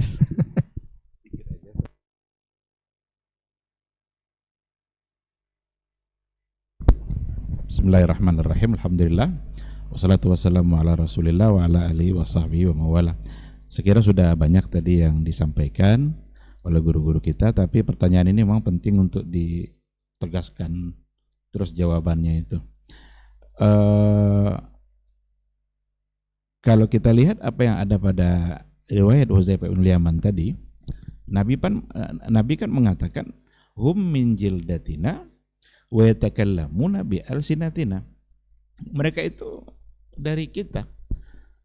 Berarti bukan orang lain gitu. Bukan Yahudi, bukan Nasrani, bukan Hindu, bukan yang mengajak-ngajak tadi itu, bukan orang lain. Dari kita juga. Berarti dari umat Rasulullah sallallahu alaihi wasallam. Maka ketika dikatakan tadi qaumun yahduna bighairi hadi, yang fihi dakhan tadi masih ada kebaikan tapi sudah dikotori. Mereka adalah qaumun yahduna bighairi hadi. Mereka adalah kaum ini siapa? Berarti min jildatina wa yatakallamuna min alsidatina, bagian dari umat Nabi Muhammad. Cuma mereka telah berupaya untuk mencari hidayah selain daripada hidayah Rasul. Ini yang perlu masing-masing mengintrospeksi itu. Ada lagi satu kaum sebagai du'atun ila abwabi jahannam. Siapa mereka? Hum min jildatina wa yatakallamuna bi alsinatina. Berarti juga dari golongan muslim. Cuma yang pernah saya baca dari makna du'atun ila abwabi jahannam itu adalah yufsiduna aqidatan nasi wa ibadatihim. Itu diantara du'atun ila abwabi jahannam. Mereka merusak akidah dan merusak ibadah. Kalau udah rusak akidah, rusak ibadah, apa lagi? Naru jahannam. Ya kan seperti itu. Oleh karena itu dari kata-kata Nabi tadi juga, berarti Nabi tidak mengeluarkannya dari sebagai orang yang muslim kan. Maka tidak boleh bermudah-mudah dalam mengucapkan kata kufur. Mudah kali mengafirkan ini kafir, ini kafir. Itu satu hal yang sangat tidak wajar, mengeluarkan orang muslim dari Islamnya. Tapi mungkinkah seorang muslim itu tersesat di jalan, keluar dari jalur umum, dia pindah ke lajur-lajur yang salah tadi? Nabi yang bilang mungkin. Karena ada kaum yang yahduna bighairi hadi. Nah, disinilah perlunya kita untuk sama-sama mengintrospeksi diri. Kalau demikian, ya berarti kita harus tahu betul mana yang al-haq itu, mana yang kebenaran yang sesungguhnya. Maka slogan-slogan kembali kepada Al-Quran dan Sunnah itu slogan yang harus didengung-dengungkan terus, bukan malah slogan yang dicap sebagai seperti yang dikatakan tadi, justru dengan cara itu dianggap memecah belah umat. Oh, bukankah mereka juga berpegang pada Quran dan Sunnah, Ustaz? Klaim itu bisa. Semua orang bisa mengklaim. Kullun yadda'i waslan li Laila wa Laila la tuqirru lahu bidzak. Semua orang bisa ngaku-ngaku Laila itu calon saya tuh katanya. Laila enggak pernah kenal dia. Ngaku-ngaku aja kan. Semua orang bisa ngaku, tapi buktikan. Ketika ada satu aliran mengaku inilah akidah Nabi, buktikan. Ketika kita buktikan aja, iya enggak Nabi seperti itu akidahnya. ada sekelompok menolak makna istawa alal aras, tapi justru dikatakan artinya adalah istaula umpamanya, menguasai, dan ngaku pula itu sebagai akidah Nabi. Buktikan, iya ndak Nabi Shallallahu Alaihi Wasallam seperti itu akidahnya? Kalau ndak, ya berarti bukan itu akidah Nabi. Karena kita sudah sering sekali bahas ini, tapi dan nampaknya memang harus terus diulang-ulang. Ada 2 atau 3 hari yang lalu ceramah di masjid terbesar di Riau ini, cuma dari kalangan sufi. Apa katanya? Salah satu dari ciri-ciri Khawarij adalah sering-sering bicara tauhid. Jadi ciri-ciri Khawarij adalah kalau dia sering-sering bicara tauhid. Ini ilmu apa ngigau ini? Justru bicara tauhid itu harus setiap saat. Kita aja diajarkan doa dalam setiap penggalan hidup kita. Mau tidur, bangun tidur, kamar kecil, masuk, keluar, makan, minum, ada doanya. Itu artinya tauhid. Berarti kita diminta untuk bicara tauhid dalam setiap saat. Ada dijadikan pula ini ciri-ciri Khawarij adalah terus-terusan bicara tauhid. Nah, ketika semua orang mengajak pada syirik, lalu kita mesti bicara tauhid. Orang-orang yang jarang bicara tauhid akan mudah terjebak pada kesyirikan. Sujud pada kubur, meminta-minta pada orang-orang yang dianggap keramat dalam kubur. Kita katakan syirik, itu kan menurut kamu. Saya bilang itu tidak syirik. Ya silahkan saja pegang itu. Siapa tahu nanti di akhirat akan menjadi bermasalah. Nah, karena semua masing-masing mengaku kebenaran ada di tangan dia, nah disinilah pentingnya kita mengembalikannya kepada apa yang dulu diyakini oleh Rasulullah Sallallahu Alaihi Wasallam dan juga para sahabat. Nah, oleh karena itu kita tidak sedang menuduh dan mengeluarkan orang dari keislaman, karena juga gambaran Nabi tadi yang mereka itu sesungguhnya adalah bagian dari kita. Berarti muslim juga, tapi akan ada orang-orang muslim yang menyimpang, yang salah, yang bahkan disebut sebagai du'atun ila abwabi jahannam. Tinggal lagi sekarang, sekali lagi kita introspeksi masing-masing. Kita tidak sedang menunjuk ke muka seseorang, sebulan, tidak. Tapi kita membawa diri kita masing-masing untuk memuhasabah, supaya kita tidak termasuk ke dalam apa yang tadi dikatakan oleh Rasulullah Sallallahu Alaihi Wasallam. Maka penting bagi kita untuk saling menasehati, untuk saling memberikan masukan. Maka perlu sering ada semacam kegiatan-kegiatan di mana itu bisa mengingatkan orang banyak. Dan yang takut bicara tauhid, karena bicara tauhid itu bicara iman kita kepada Allah yang harus selalu lurus supaya tidak dikotori oleh kesyirikan sekecil apapun. Saya kira seperti itu. Wallahu subhanahu wa ta'ala. Jazakallah khairan. Mudah-mudahan ini jawaban bisa dipahami dan bisa mencerahkan kita semua terhadap hal yang sudah kita keragui selama ini. Banyak sekali yang sebenarnya sudah dijelaskan, tapi tetap saja ini menjadi pertanyaan dan polemik bagi masyarakat. Tapi di studio ada pertanyaan sebelum kita bacakan pertanyaan terakhir untuk hari ini. Ada pertanyaan, Am? Pas? Baik. Ini satu pertanyaan lagi Ustaz sebelum kita ke jam 10. Bismillah, Assalamualaikum warahmatullahi wabarakatuh. Ustaz, dari Abbas di seputaran Cipta Karya, mau bertanya Ustaz, perkara agama ini ada yang membaginya kepada khususnya perkara syariat Ustaz, ada yang membagi kepada kulit dan isi Ustaz. Kalau kita yang berbicara hal-hal lahir ini adalah sepertinya kita bicara kulit saja bukan isi. Tapi mereka yang lebih mendekatkan diri kepada Allah seperti makrifat dan segala macamnya itu lebih bicara kepada isi. Apakah ini benar Ustaz? Kemudian bagaimana juga hukum membaca Al-Quran dengan disawer duit Ustaz? Ini juga dipertontonkan di kalangan ataupun di khalayak ramai. Ini mohon penjelasannya. Jazakallah khairan. Nah Ustaz.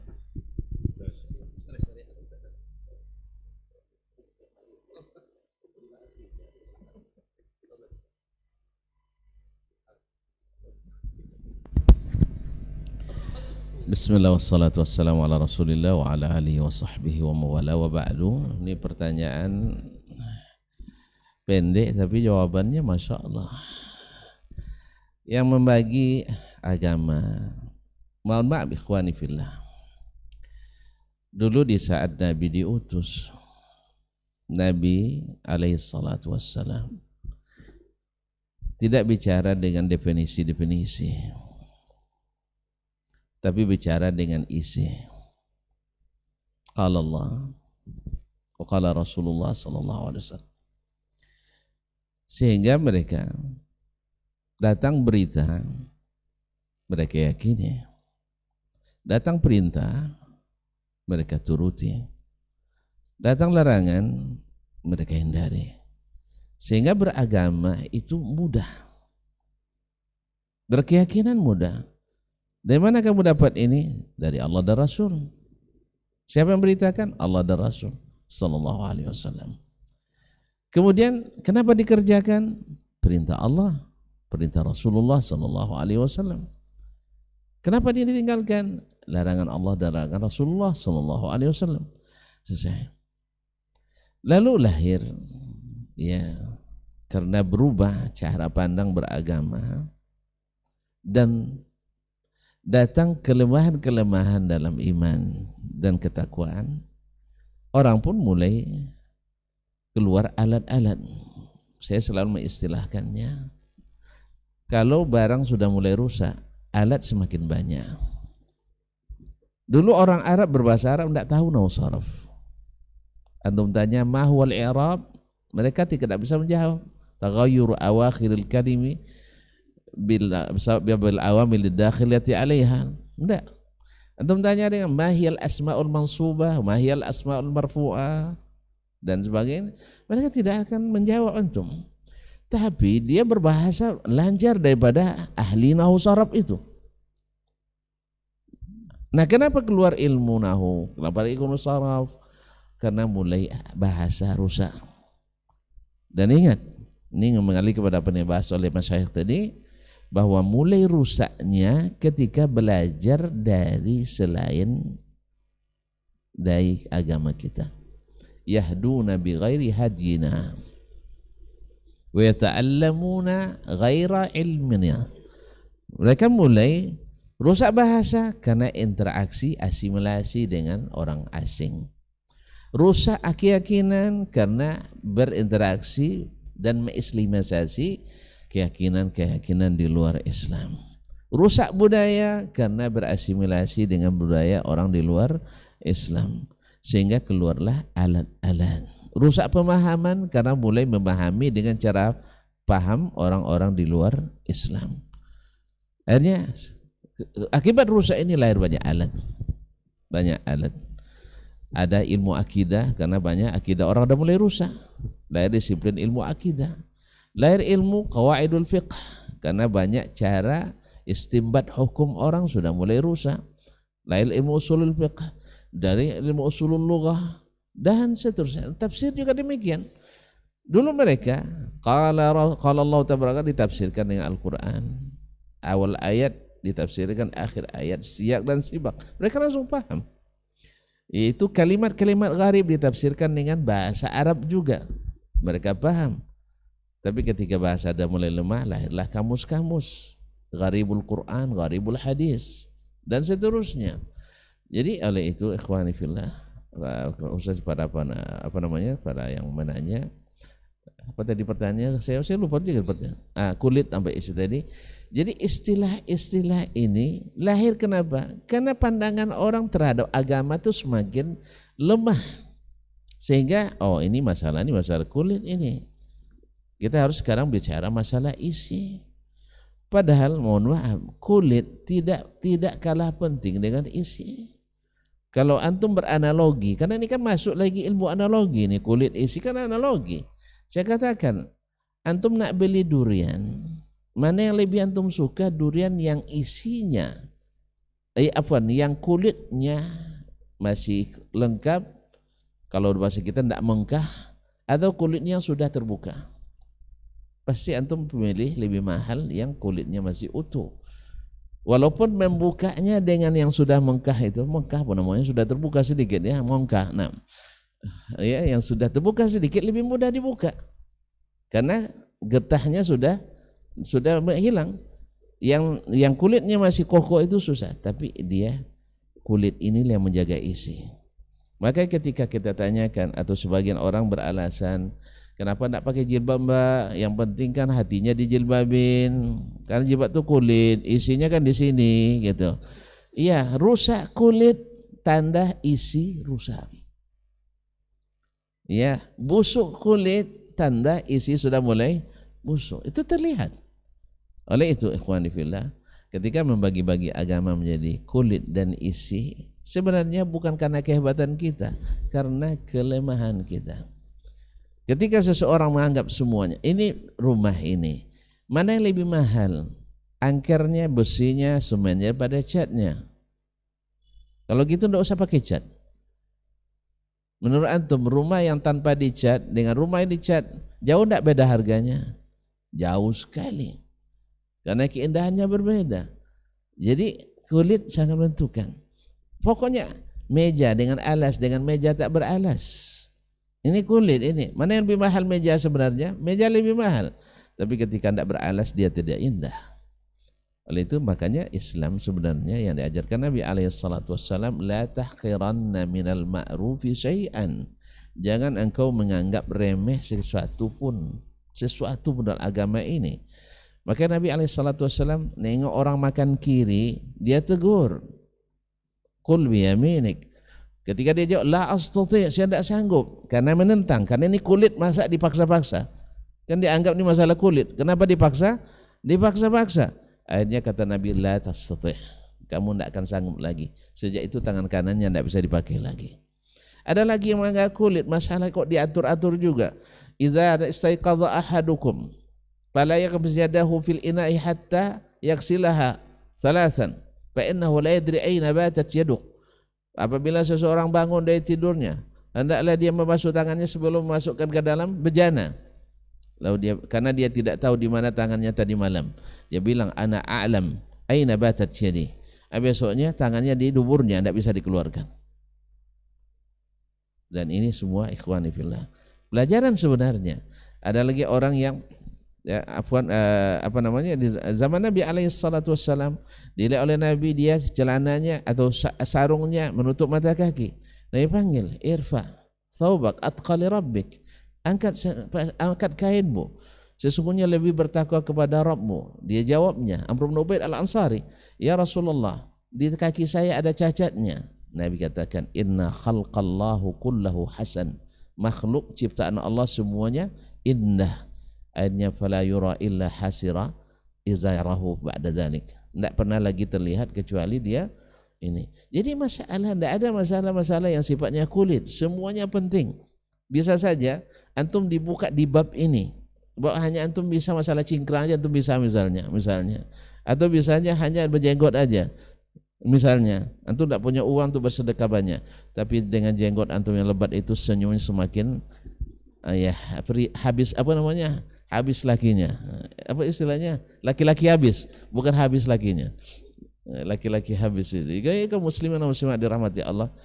Jadi adapun istilah-istilah ini, kalau maknanya benar, kita la musyahhata bil istilah. Tapi kalau maknanya justru meremehkan sebagian dan mengutamakan sebagian, atau gulu dalam sebagian, bahkan menyimpang dalam sebagian, berarti istilahnya tidak boleh dipakai. Ya, seperti sekarang ada yang mengatakan ini ilmunya Imam Syafi'i tentang hukum-hukum, sampai mereka mengatakan mencemooh para fuqaha dengan ilmukum la yakhruj amma fi sarawilin nisa. Mereka mencemooh para fuqaha, ya, para Mu'tazilah dan yang mengikuti jalan mereka dulu. Ilmu kalian tuh hanya yang ada di, mohon maaf akramakumullah, yang ada di celana perempuan. Bicara tentang haid, bicara tentang nifas, bicara tentang talak, bicara tentang khulu. Ini tidak tidak membangun kebudayaan, peradaban ini. Subhanallah. Mereka ingin peradaban itu yang tidak diatur dengan aturan-aturan syar'i, sehingga akhirnya setiap orang menjadi menzalimi saudaranya. Jadi mereka meremehkan. Kalau maka dianggap syariat itu sebagai kulit, sedangkan ma'rifat itu sebagai isi, ya ujungnya nanti hakikat. Ya kalau hakikat itu katanya hijabnya kepada Allah semakin transparan, seolah-olah melihat Allah. Bahkan sekali-kali Allah buka hijab itu sampai terjadi kasyaf. Sebenarnya kasyaf itu masuknya ke ulu kasok, seperti gambar di belakang kita ini. Jadi datang syaitan, dia karena tidak mengenal Rabbnya. Makanya seperti katakan Syekh Helmi tadi, orang mohon maaf, sebagian besar dari orang seperti ini memang anti dengan membaca tauhid, sehingga dia buatlah fitnah. Siapa yang ciri-ciri khawarij yang sering membahas tauhid, karena dia tidak paham dengan tauhid, ya, dengan jalan yang diajarkan oleh Allah yang harus kita bertauhid kepadanya, atau Rasulullah SAW yang telah mengajarkan kepada kita. Oleh itu ikhwani fillah, kalimat-kalimat seperti ini, kalimat-kalimat hanya sekedar mengelabui bahwa yang mereka ketahui itu lebih hebat, sedangkan diajarkan oleh Nabi SAW tidak hebat. Wallahu ta'ala alam. Dan mungkin ada tambahan. Ustaz, ada tambahan? Naam. Naam, Ustaz. Bismillahirrahmanirrahim. Terima kasih atas pertanyaannya. Tadi yang pertama sudah selesai ya. Ada yang zahir, ada yang batin. Pembagian itu sebenarnya datang dari kelompok sufi yang memang membagi-bagi Islam ini sebagai ada yang kulitnya dan ada yang isinya. Bahkan orang-orang yang hanya bicara dalam tataran syariat, mereka hanyalah ahlul zahir. Belum tersingkap bagi mereka hal-hal yang rahasia-rahasia Allah seperti yang mereka miliki, dan mereka adalah ahlul batin. Saya khawatirnya ahlul batin itu berubah menjadi ahlul batil. Maka perlu untuk disadari secara bersama. Saya kira sudah diberikan penjelasan tadi. Tapi ada tadi pertanyaan yang kedua. Saya berharap tadi Dr. Dasman menjawab yang kedua ini. Tentang saweran-saweran dalam membaca Al-Quran. Pada asalnya ya, Al-Quran itu kan tujuannya adalah dibaca untuk mengingatkan. Jadi ketika dibacakan oleh orang, siapa aja orang yang membacanya, hendaknya kita dapat diingatkan oleh ayat-ayat Al-Quran yang sedang dibaca. Kita bisa melihat itu kori-kori dari Mesir, dari mana ketika dia membacakan ayat-ayat Al-Quran dengan irama-irama, kan bermacam-macam irama itu kan, bayati, nahawan dan segala macamnya. Itu mereka banyak yang ahli di bidang itu. Ketika setiap selesai membaca ayat, mereka bertakbir subhanallah, Allahu akbar, kan gitu kan. Ya mudah-mudahan itu bukti dari kekaguman mereka kepada ayatnya, bukan semata-mata kekaguman kepada suara yang membaca. Tapi kalau seandainya kekaguman itu hanya pada suara yang membaca, berarti sudah mulai sedikit bergeser tujuan yang utamanya. Karena tujuan utamanya keagungan kita terhadap Al-Qur'annya, bukan terhadap suara yang membaca. Karena dengan suara apapun dia dibaca, ta'zimnya harus sama. Karena isinya sama, datang dari yang sama. Kemudian berkembang pula setelah itu, seperti yang di India, di Pakistan kalau nggak salah itu, ketika ada qori yang internasional yang membacakan ayat Allah Allah subhanallah, lalu mulai diberikan uang. Mungkin juga karena kekaguman dia, tanda terima kasih dia telah membuat jiwanya menjadi bahagia. Mudah-mudahan itu. Sampai di Indonesia, ternyata yang disawer-sawer itu qari'ah yang sedang membaca. Ada yang laki-laki datang ke depan menyelipkan uang ke jilbabnya. Ada di video yang di viral yang beredar. Kalau sudah sampai begini, ini enggak lagi yang dilakukan ibadah, ini sudah maksiat ini. Yang membacanya adalah perempuan, yang meletakkan menyelipkan uang di jilbabnya adalah laki-laki. Ini kan sudah ada orientasi yang berbeda. Karena orang Indonesia ini kreatif dalam hal yang seperti ini. Inovasi. Dan mereka bangga pula dan melakukan hal-hal yang seperti itu. Saya kira untuk yang terakhir ini jangan dilakukan. Tapi kalau seandainya memang seperti tujuan yang pertama, ada keagungan, ada ta'zim dan lain sebagainya, ya barangkali wallahu alam, barangkali juga kita tidak bisa membenarkan sepenuhnya. Tetapi untuk yang terakhir tadi sulit untuk dikatakan benar. Mudah-mudahan tidak berulang itu perlakuan seperti itu. Nanti salah orientasi dari pembacaan Al-Quran. Al-Quran itu dibaca sekali lagi untuk mengingatkan kita kepada keagungan Allah, mengingatkan kita kepada aturan-aturan Allah, mengingatkan kita kepada neraka dan surganya Allah. Maka orang ketika mendengarkan ayat-ayat neraka, mereka bisa menangis. Kenapa bisa menangis? Ada sesuatu yang dia hayati. Itu tujuan sebenarnya dari Al-Quranul Karim. Jadi jangan sampai salah tujuan, apalagi dengan saweran-saweran yang salah tadi itu. Mudah-mudahan tidak terulang lagi. Itu justru adalah sesuatu yang sangat memalukan. Allah Subhanahu wa taala a'lam. Baik, jazakallah khairan Ustaz untuk jawabannya. Mudah-mudahan apa yang sudah ditanyakan oleh akhi tadi bisa bermanfaat untuk kita semua. Dan mudah-mudahan apa yang sudah kita bincangkan, kita bahas di diktat kali ini menjadi ilmu bagi kita semua untuk kita amalkan dan terapkan dalam kehidupan sehari-hari.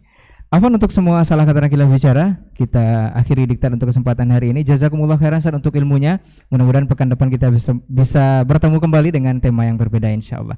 Kita tutup dengan doa kafaratul majelis. Subhanakallahumma wa bihamdika asyhadu an la ilaha illa anta astaghfiruka wa atubu ilaik. Wassalamualaikum warahmatullahi wabarakatuh. Dr. Dasman Yaya Ma'ali LCMA Hafizahullah, Dr. Helmi Basri LCMA Hafizahullah, Dr. Hidayatullah Ismail LCMA Hafizahullah.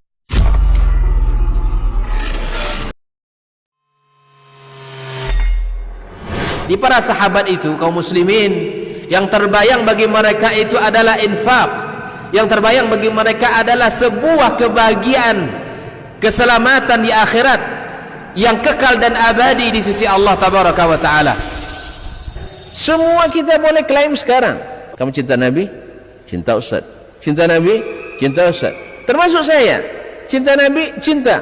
Kapan tahunya? Besok di akhirat. Maka apa kata Nabi sallallahu alaihi wasallam? Amalur rajuli biyadih. Penghasilan yang terbaik adalah pekerjaan yang dilakukan oleh seseorang dengan tangannya sendiri. Wa kullu bai'in mabrur, dan setiap jual beli yang mabrur. Ini aktivitas ini membantu saya di akhirat atau akan menyulitkan saya di akhirat. Kalau seandainya perbuatan itu ternyata akan menyulitkan kita di akhirat kelak, tinggalkan perbuatan itu.